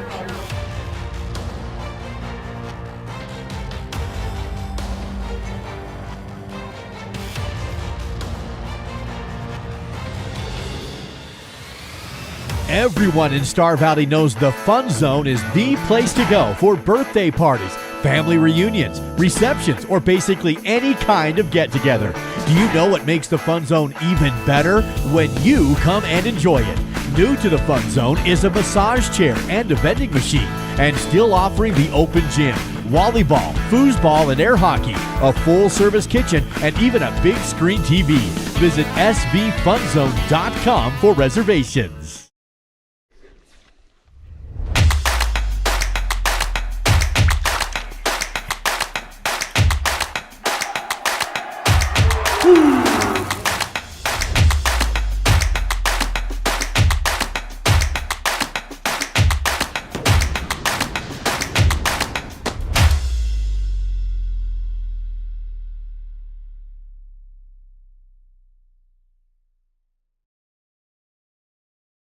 I know belts and hoses, not X and O's. I do O2 sensors, but not defenses. Yeah, I make a right call to keep your car in the game. Don't even need a playbook, it's all in my brain. Fuel injectors, alternators, radiators too. It's who I am, it's what I do. Never know how. Never know how. Live coverage of this broadcast made possible because of Miles Beverage Incorporated, a proud sponsor of Star Valley and UW Athletics. Wyoming Minuteman Supply, guns and ammo, camping gear, licenses, and more. The Box Y Lodge, nestled high in the mountains, we offer the experience of a lifetime. Swift 98.7, Star Valley's hit music station. And by Star Valley Skidoo and Quick Lube, they repair it all and make it purr. Post-game coverage is provided by Silver Star Communications. Leave slow internet in the dirt. Learn more at silverstar.com. Braves get the celebration win on the road against Jackson tonight by a final score of 48-7. Little pins and needles for Braves fans when the game started. Dow Jackson with 80 yards, scored a touchdown, went up 7-0. But ever since then, 48 straight by the Braves, and it's a lopsided victory for Star Valley. Yeah, they ended up getting things in a rhythm and finished off on a nice note. And offense and defense both really showing out tonight. And the offense with over 400 yards and the defense with forcing 5 turnovers. That's a pretty good recipe for success. Let's take a look at the score by the numbers with your Battleson Brothers Flooring Carpet One post-game battle stats. Well, first for the Bronx, Owen Jansen, I had him 15 of 31 tonight for a total of 146 yards. Did have the 3 picks and a lost fumble, so it's kind of a rough night turnover-wise. Carrying the football, Jack Jenkins led the way, 13 carries, 44 yards. The Bronx just 35 yards on 27 carries. That number went steadily down after that initial drive through the rushing yards. The 5 turnovers were huge, 6 penalties, 43 yards, and 181 total yards for the Bronx. Jenkins and Bruner leading the way with 52 and 50 yards respectively. The Braves, how about a ho-hum game for Taft McClure Duke, 19 of 23, 273 yards and 2 touchdowns. Ho-hum, 19 of 23, almost 300 yards. Now we'll break into your stats here and send it down to the field. We'll come back to your stats in a minute. Gabe Daniel is standing by with Coach Young. Gabe, take it away. Hey, thanks, Duke. I'm down here with Clay Merritt, Dimitri Dulgarakis. I always have a hard time saying that. And then Coach Young. Clay, it's always exciting for a big man to get a reception. What was going through your head at that moment? See ball, get ball. I just kind of stepped in front of it. Next thing I know, quarterback's trying to lay the hit stick, and I wasn't going to let that happen. And then next thing I know, I'm on the ground, and I'm just surrounded by the entire team. Well, it's super exciting to watch, man. Congratulations. Dimitri, talk about a forget the term, a matchup nightmare, man. You were living in the offense's backfield all game long, and you were catching passes all night. What does it feel like to have such a big performance like this? It feels great to come out here and compete against a rivalry like that. And it's awesome to play them like that. Well, we certainly hope so. We certainly hope you play like that in the playoffs too. It's always exciting. You had yet another strong defensive performance tonight. Are you hoping to lean on the playoffs? For sure. Just hats off to Coach Merritt, Coach Ballard, Coach Kazare with the adjustments. They came out, credit to Jackson, they came out and, just worked it down the field on us. But then just great adjustment by our guys, and then obviously the kids. Proud of the way our defense responded. We've got a lot more physical and got a lot more passionate as the game went on. Hopefully this will be momentum we can carry into next week against Lander. For sure. Well, we're super excited to watch you guys again next week. We hope you have big games, especially in the playoffs, and good luck. Good luck at the first round of the playoffs, guys. Thank you. Back to you, Duke. Thank you, Gabe Daniel, with the Miles CPA Sideline Report post-game show as we continue Star Valley with the win tonight, 48-7. Dallas, jump back into your stats. I also want to highlight those two guys, Clay Merritt with the interception, but he also came in and played center after Tom Cunningham went down for a little bit, so great job there for Merritt. And then Dimitri Dogarakis hit 2 catches, including a touchdown and a total of 48 yards, so he gets into the end zone tonight. Taft McClure, 273 yards passing on 19 completions, 23 attempts, 2 touchdowns through the air. The Braves running game was on point tonight, 33 carries, 144 yards, 5 rushing touchdowns, and then the defense creating all those turnovers. Clay Merritt with the interception, Derek Astle with the blocked field goal and recovery, Brandon Beck with the forced fumble, Brandon Cook with the fumble recovery, and then Jaden Crook with 2 interceptions. That really helped kind of balance things out. Caleb Spaulding, also a big night again tonight, 132 yards, 2 touchdowns on the ground. So congratulations to everybody. It's a well-rounded effort.